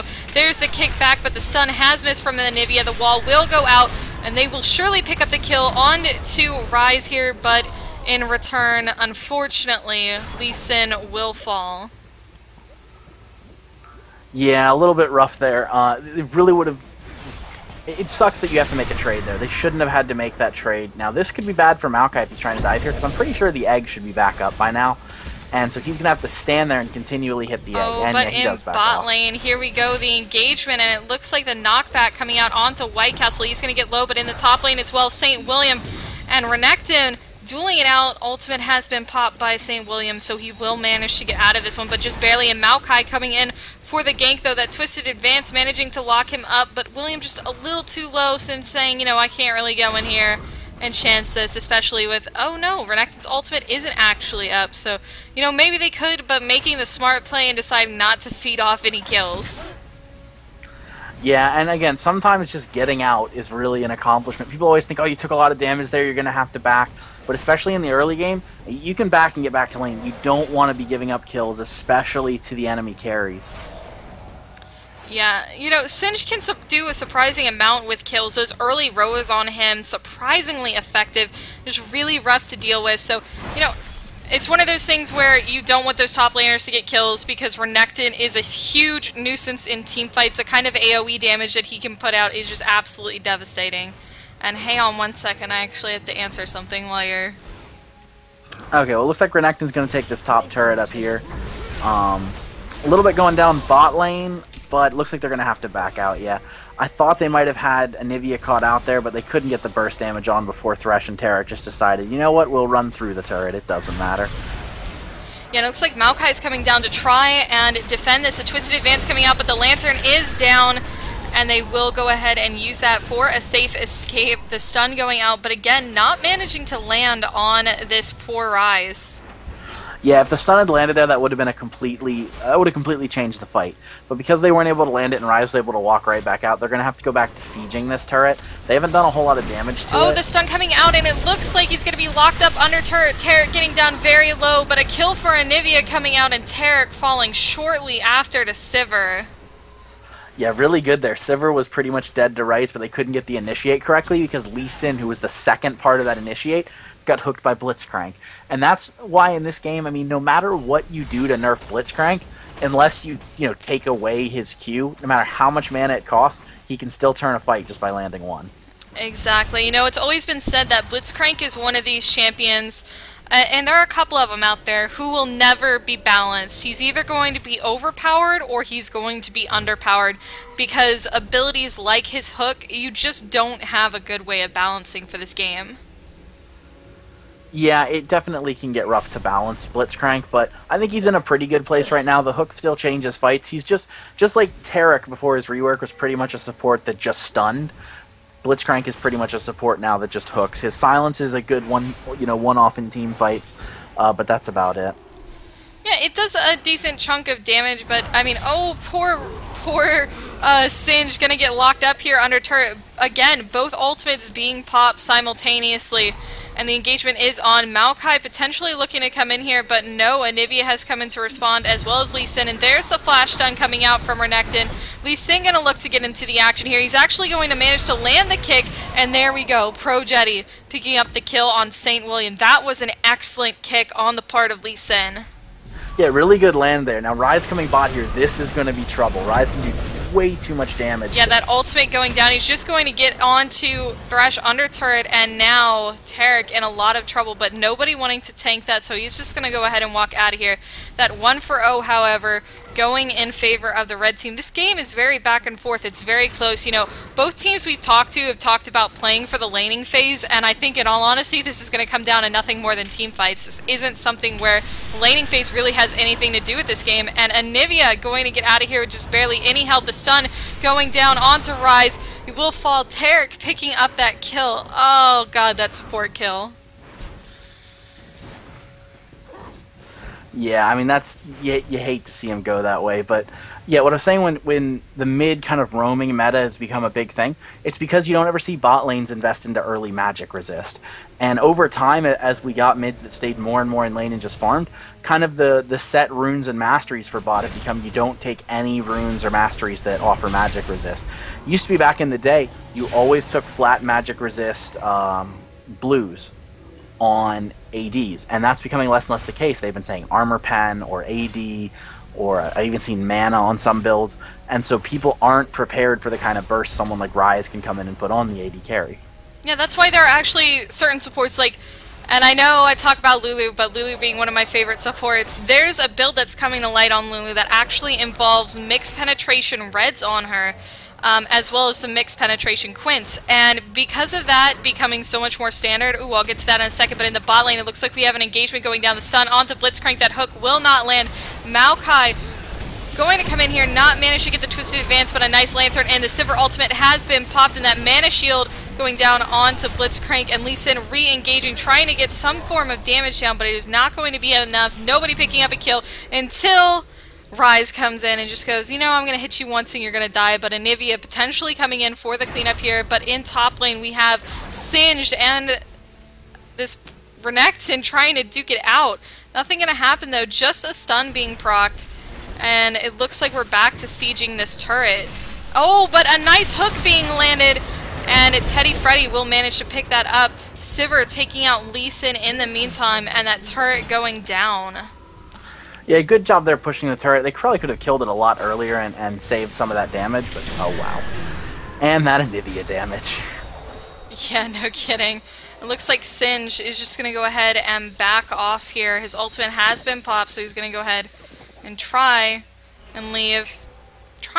No, he's just left. But anyways, so, you know, we're talking about MR not being something that really bot lanes invest in anymore. There are more popular builds coming out on supports to take advantage of this, especially supports that can go in for heavy poke. You know, things like Lulu, who can just come in with a Glitter Lance, and if you max it first, it does a surprising amount of damage.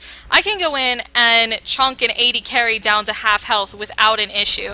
It looks like in the mid lane, the flash has gone over the Anivia wall, and he's still not going to manage to get close enough for the Twisted Advance, but oh, Anivia steps back, and there's a pull coming out from Paul. The Maokai ultimate has been popped, but it will not be enough. Thresh managing to pick up that kill. Yeah, really good job there by Thresh. It was a good job by Anivia, too, kind of turning on everything. Unfortunate wall there, though. It's good to have the wall and block somebody in, but not when you keep your Renekton from adding the damage to the fight, and everyone taking a great amount of turret damage. Oh, that was a mistake. Yeah, he regretted landing that real quick. Well, the thing is, it's normally a really good idea because you can jump in and jump right back out, but Blitzcrank is going to grab you if you do that and there's no minions. I think they'll still take mid-tower, but yeah, unfortunate death there on Lee Sin. Yeah, and there is the instantaneous burst going down onto Singed. Renekton will pick up that kill. I have to say, Paul has picked up some phenomenal hooks in this game and just facilitated a number of kills. Yeah, it's been really good. It's been incredible play. I mean, you see a lot of AD Thresh where they just go for the AD and you see them trying to auto-attack all the time, but Paul really using the utility correctly. I'd put that AD Thresh more in like an Urgot.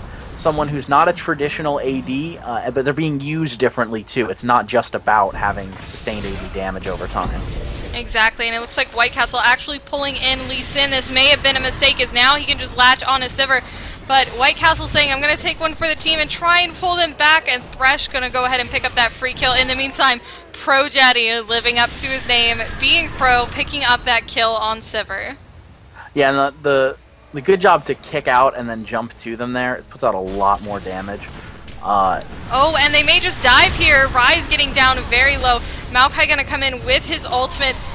And it looks like, there we go, Anivia going to pick up that kill just barely, but everybody's so low, they're surely not going to be able to dive in again. Yeah, and maybe a little bit of greed here, because they're going to have to wait on the minion wave, but that's Singed. You don't want to fight Singed under a tower. I don't know that they have the mana to do it. Paul, that is a trolley wall if I've ever seen one. Yeah. But it looks like Singed actually going to come in here. That Mega Adhesive going down, and Blitzcrank in with the hook. It's just barely missing. Oh, what an unfortunate miss. That would have been a really nice pickup on a Taric. Yeah, really good job there. I thought that hook had landed and that Taric was gone, but just good dodging there. Yeah, no kidding. And it looks like they're just going to go ahead and push on down this mid lane. Red team in not the best situation here. They're down by about 7k gold, and a flash hook from Blitzcrank is going to miss. Now this turret going to go ahead and be taken down without an issue. But a flash down on the enemy team and down quite a bit of gold at this point. Yeah, I'm definitely interested to see how we only had about half of the team go back for blue team. I'm interested to see if they try to fight here, how they're going to handle that. Anivia needs this blue buff before they start another fight because not enough mana. But yeah, okay. Now with blue buff, they're pretty safe to push around. I'll say before they had the blue buff, it was going to be a real problem there. Yeah, the one thing, though, is that Taric doesn't have any mana for a Dazzle, so that is going to force both him and Anivia to go back before they go ahead and regroup for this push. Unfortunately, this gives Red Team a little bit of an advantage, but it looks like Paul going to go ahead and stop Sivir from split pushing here. Her ultimate has been popped, and there we go. The spell shield is down on her. Paul doing his best to chase her down. He may go in for the hook now that it's down, but no, he will manage to miss it, and that is going to be the end of that. Sivir taking the time to get away. Meanwhile, Renekton pushing at towers in top lane and furthering that gold advantage. Oh, and it looks like Renekton's going to go ahead and get caught out here. The snares are down onto him. Blitzcrank coming in for that pull and knock off that mega hit adhesive coming out as well will make it nearly impossible for him to get away, but he's still going to try, and no, he knows he's not going to make it. Now Anivia coming in from the side with a wall. It's not really going to do anything but get some nice damage down onto Ryze while they push on this second tier tower. Oh, that hook. If that hook had landed, that'd be one dead birdie. And oh, the flip coming out from Singed will manage to lock Anivia in here. She is going to get taken down to her egg form only after scoring the kill on a Ryze. Jetty coming in here trying to peel for her, but she's going to get shut down. Now Taric coming in as well. The stun coming out from him will actually net him the kill onto Blitzcrank. And now Singed falling dangerously low after that exhaust. Going to get down to about half health after Lee Sin takes out Maokai. I meant Maokai, not Singed. I can talk today, I promise. Yeah, good job by Singed getting out there in the end, but really a great fight from Blue Team. They were able to kind of move damage around successfully, get people out of the fights that they got damaged, bring them back in once they healed up a little bit. Unfortunate that Anivia went down, but other than that, a really good fight. And they're going to be able to start sieging the actual base here pretty soon. They've had consistent team fight wins. It's going to be really tough for Red Team to come back.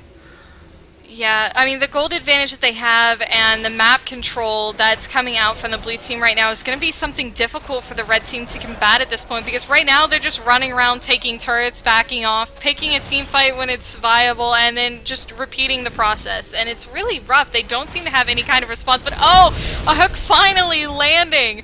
And the stun coming out from Taric, and now Jetty just gonna say, I'm just gonna walk away now. Unfortunately, White Castle landing that hook at the one time, it wasn't really needed, but a nice box coming out and a stun being landed from Taric. He will be forced to flash here. Sivir trying to come in with a Q for some extra damage, but Lee Sin coming out with his ultimate saying, I'm just gonna kick you away at this point, but no, before he can click the Thresh Lantern, he's gonna get hooked and he will fall. William managing to pick up that kill while they continue to chase down onto Thresh. And in the top lane, it looks like Ryze has managed to catch out Renekton. He'll try and engage on him, but back down in the bot lane, it looks like Taric's going to get really low here. He has gotten pulled back into the group. Anivia trying to come up with some extra damage. Taric still sitting down very low. And will he fall in the... Oh, yes, he will. The poison managing to pick that up while an auto attack from Thresh will pick off Maokai. And now the chase is on for St. William. That hook... That lantern, rather, managing to land, but neither the stun nor the hook managing to take out St. William. He is going to go ahead and take a couple turret shots here. A nice wall being landed will spell his doom, however. Yeah, that minion blocking. Good job in most other things there, though. The big problem was Renekton kind of losing out to the Ryze. What you're hoping in that fight when everyone else is running away and you're just kind of biding time is that you'll win the one-on-one at top and either force them to back because you're pushing the turret, or just be able to take the turret and possibly the inhibitor. Unfortunately, Ryze did a great job against Renekton, and Renekton was unable to push. Yeah, something interesting. I think there's actually a two-man Baron going on over here. Let me just go ahead and... It looks like, no, they've actually decided to back off from this, but oh, it's Paul and Pro Jetty going in there saying, we could go ahead and smack Baron around a couple times, but it looks like Anivia's been caught out. She will immediately fall after being burst down on the part of Ryze and Sivir. Though I really think that Sivir's ultimate and Ryze's ultimate both being used when literally every member except for Singed of the red team was there might have been just a little bit unnecessary. Yeah, it's interesting. They keep pinging Baron, but I don't think there's anything they can do to fight it here. Oh, they're going to take the ward down. And if Red Team knew that everybody was back, I think they'd fight right here, but they don't. They have no way of knowing where Lee Sin is. They can see that Renekton's close. Probably going to try to close in on him.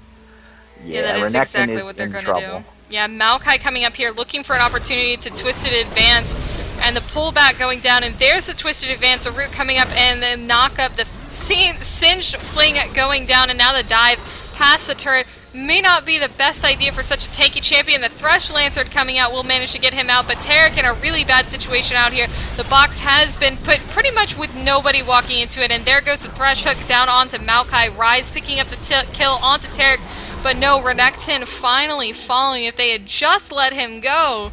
But Pro Jetty coming in here looking to try and make some kind of plays. A kick coming down onto Sivir. She will get very low, and here we go. Anivia coming in with the double kill. Will she manage to get any more? Now Jetty looking to try and do something about this Sivir. There we go. No, he hasn't managed. There we go. The kick finally landing. There's the triple kill.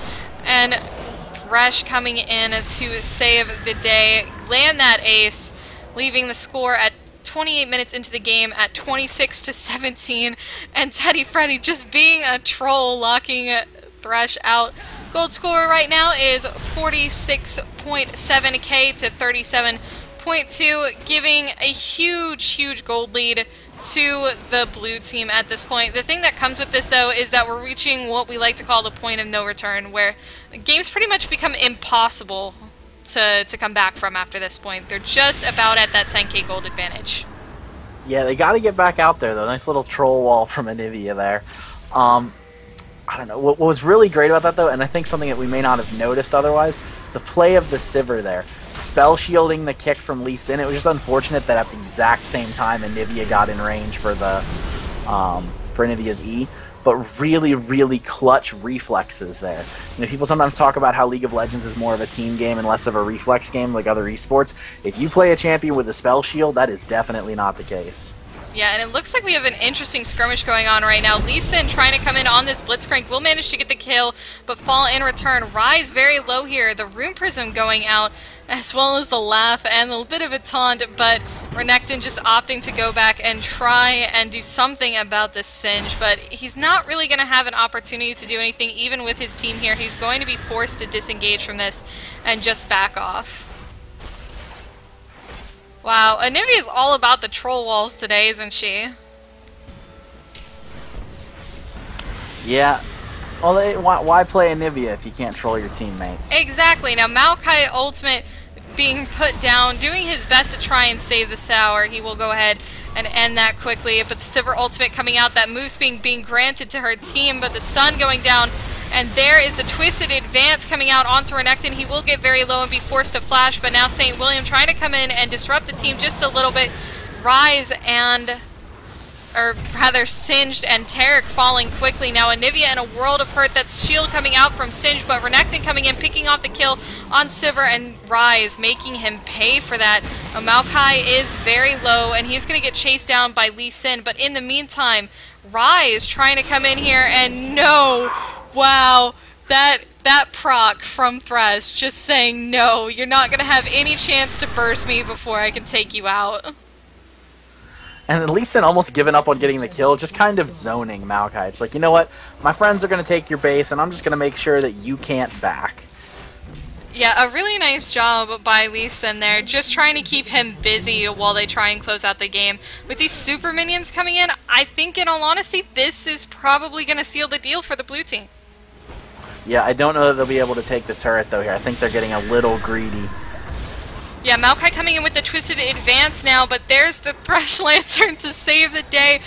William having popped his ultimate, but the box coming out to try and keep them from moving. That slow going down, and there's the Mega Adhesive, the pullback coming out, and oh, this could be dangerous. Now the kick from Lee Sin going down, the burn will not be enough to finish Singe, but in the meantime, it looks like White Castle in a world of pain, but Sivir's ultimate has been popped. Pro Jetty with a nice flash going to go ahead and get him out of there without an issue, and now Sivir down very low, And it looks like Tarek looking to try and make some play, but he will go ahead and get caught out by a hook. But now the mana barrier has been popped, and Thresh will go ahead and pick up that kill.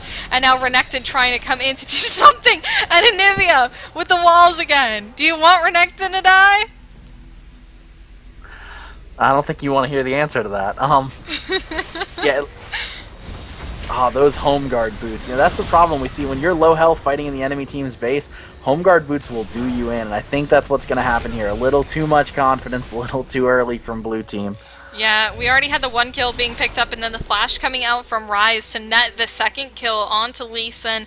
Tarek falling earlier will go ahead and just seal the fate of the blue team, at least temporarily, put a pin in their win, and just allow those super minions to push. But it looks like Renekton is up causing trouble for the blue team. He's going to go ahead and push turrets while the chase is on for this Maokai. And there we go. He managed to pick up a turret after all of that, and now Anivia and Thresh have been caught out. Will they manage to do anything? Anivia has no mana. She's going to go ahead and get shut down. That lantern, not enough to save him. But oh, it's Paul is just... it's dead at this point, because there we go. The entire team collapsing there. Just going to go ahead and take him out. Yeah, and Ping's going into bottom lane. Red team, I guess, choosing Baron over their turret. I guess that's a wise decision. Like, at this point, if they can't allow the other team to get Baron, but there still might be some time to get in and contest this, especially with Lee Sin, the jungler, being up. Renekton going straight down lane, though. I think this will be secured pretty easily by red team or purple team, depending on which mode you use.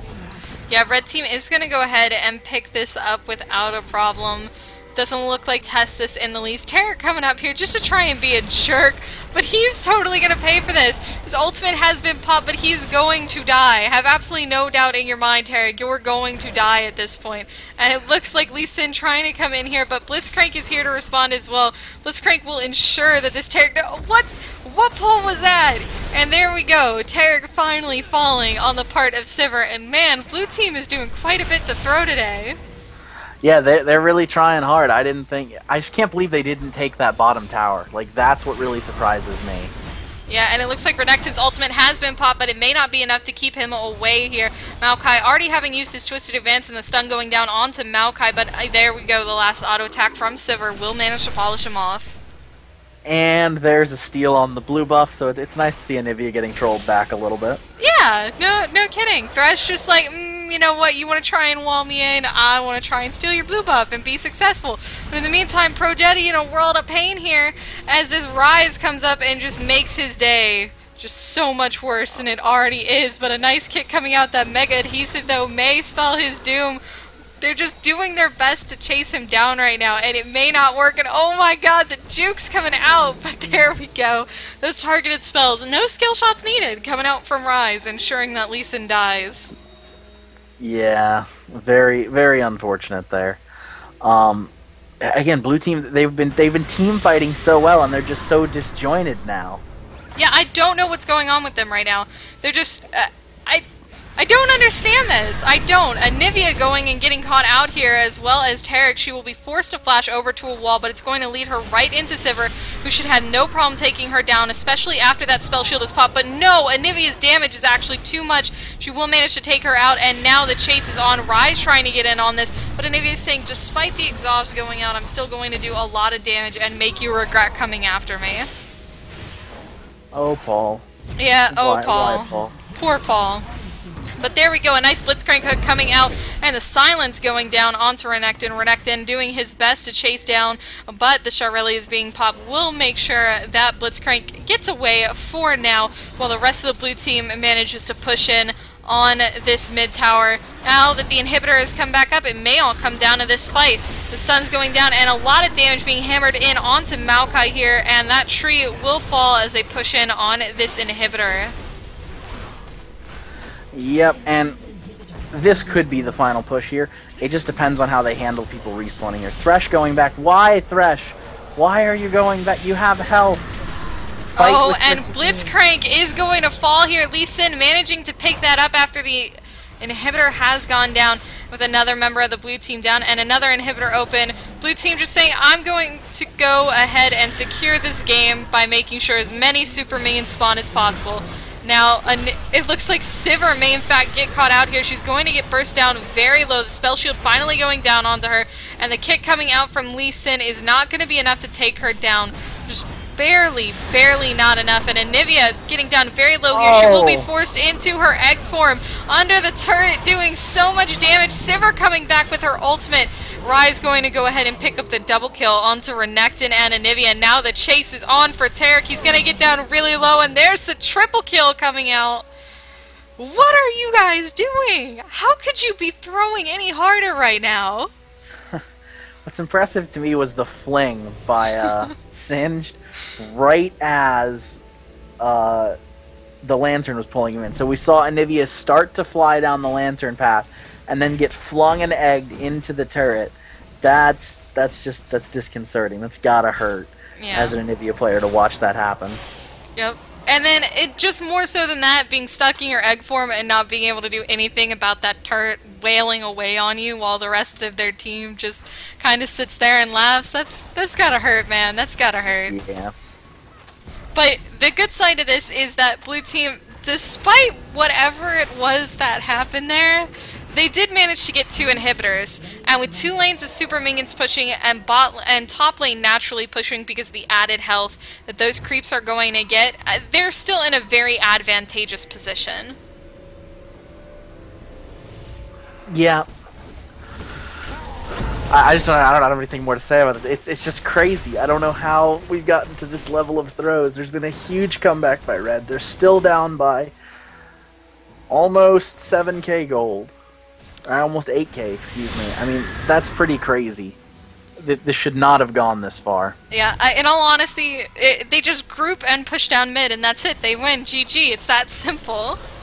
They haven't been grouping. They keep fighting 2, 3, 4 on 5s and losing. Exactly. Of course, still picking up kills here and there, just not as many as they could be. Well, yeah, and they're picking up dragons, they're picking up objectives, they're picking up money. So they're not giving up their advantage, they just aren't team fighting and pushing in to win. It looks like Renekton is still not grouping, but managing to try and chunk down Maokai, coming in with a twisted advance. There is the fling coming out. He will be forced to pop his ultimate, and he's going to get very low. Sivir chasing down with an ultimate of her own. That Hex Drinker has been popped on him. It's just in a world of pain right now. Getting down, and there we go. Sivir will manage to take him out. Meanwhile, it looks like Taric has fallen to Rise while all of that was going on. Yeah, Taric got into the base somehow instead of on the far side of the wall. Not quite sure how that happened, but I have no idea, but Rise in a world of pain. Sivir taking out this poor Anivia. Meanwhile, Blitzcrank scoring the last hit onto Lee Sin, and there we go, the double kill coming out from Sivir onto Thresh. What are these guys doing? I have no idea, but death timers are long enough now that it could end up costing them the game here pretty soon. This like epic throws 101. Like, I have seen some god-awful throws in my time, but this is like the only throw where I have like the strangest feeling that they're deliberately throwing at this point. It feels like they're intentionally throwing the game. With this kind of lead, you know, I understand having, you know, 3,000-4,000 gold lead, you guys get Baron or something like that, and, you know, you just stop winning team fights for whatever reason, but these guys, it's not even coming down to that. They're just not grouping. Yeah, I don't really know what the thought is behind it. The problem is with 2 inhibitors down, you look at Red Team here, they try to push out, and now they've got super creeps heading for their Nexus turrets. So they're going to have to back off here. It looks like we'll probably see a Baron secured by blue team unless they just don't care. I don't know what to tell you, man. I don't know what to tell you. Game of Throws. Game of Throws. Not even bothering to take out the last hit on that ward, not wanting to get caught out by the Blitzcrank hooks right now. Meanwhile, the team just going ahead and grouping up around Baron. Maybe looking to do something with it here soon, but just the throws make me so sad right now. Lee Sin coming in here, the Maokai sapling as well, and they have gone ahead and actually started this up, seeing that the red team was in their base, but will they have the damage needed to take this down? Maokai and Blitzcrank alike are setting up to try and go in here. It is getting down very low. The teleport coming in, and there we go. Thresh will manage to secure it. Maokai going to get down very low here. The ultimate and box coming down from Thresh and Taric. Blitzcrank coming in here is his passive will be popped, but he will fall. Thresh picking up that kill, and now Singe trying to disrupt the enemy team, but he will fall as well. And now, oh, poor Rise just melting, and there we go. There's a shutdown bonus. There we go. Anivia coming up, doing her best to get in here, and there is the wall. She will fall, and nobody else will be taken out through that exchange. In a 4-for-1 exchange, Baron being given to the blue team. We may finally see the end of this game here. And yeah, I think she's being called. Yeah. I don't know this how you should could be the throw it. final push. You cannot throw at this point unless you're doing it on purpose. Like, at this point, you cannot throw unless it's on purpose, and you're just like, I'm not gonna attack the towers. And Maokai coming in here, and Seraph's Embrace being popped, turrets going down, and a nice pull by Thresh, securing that kill. And here we go, the GG's being called, all the minions in the red team's base, and they will go ahead and take home this game. Yeah, it's now at the point where champions are no longer needed to win. Look at the number of minions piled up there. Exactly. And impressive, if somewhat, I don't know, non-traditional. Yeah, let's go with unconventional. that. There's a good word. You mean purposefully throwing and then winning? That's the best kind of win. I was looking for a nice way to say that. Oh, well, But I wasn't yes, looking yes, for a that nice pretty- way to say that. Alright, well, ladies and gentlemen, we are going to go ahead and get in the team with the winning team real quick and gather their thoughts as to what all happened. So we will see you guys in just a moment. And Hawkeye, I will see you tomorrow. Alrighty, take care, y'all. It was a lot of fun today. Hey, guys. Oh, hi.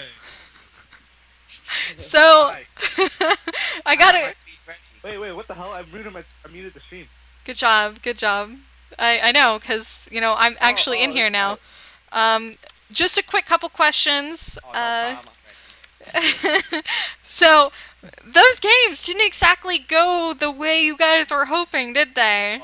Oh, definitely. Oh, they were a lot of fun. Yeah. We lost, so... That last game, can you guys tell me what exactly went wrong for you guys?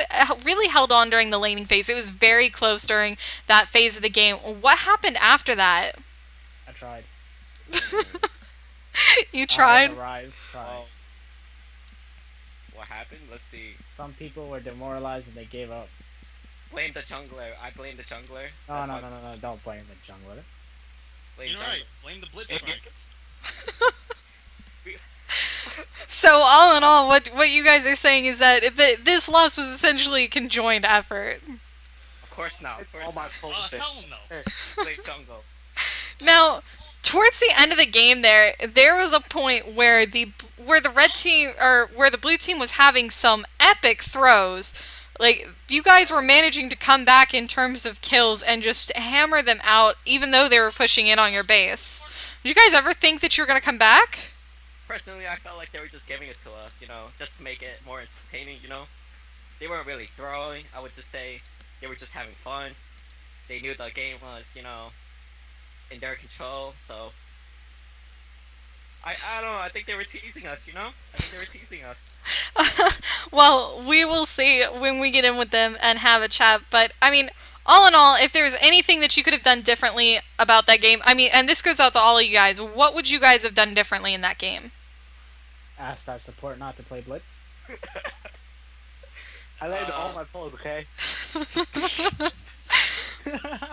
Honestly, I Haters wouldn't, gonna hate. I wouldn't focus on the game, I would have focused more on, like, practicing from now on, you know? Because our practice time consists of, like, never, you know? No, I don't need to practice. Alright, fair enough. Well, thank you guys very much for hanging out with us today, and thank you for answering all of our questions. Pleasure. Yep, hopefully we'll see you guys at the next TDTV tourney. Have a nice day, guys. Oh, watch out for us, bye. Alright, hello ladies and gentlemen. Congrats on your win of that best of 3.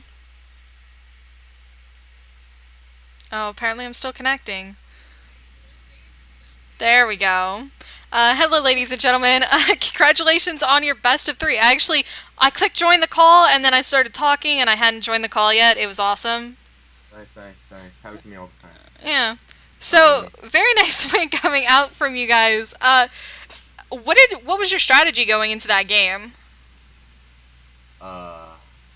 Pick what we want.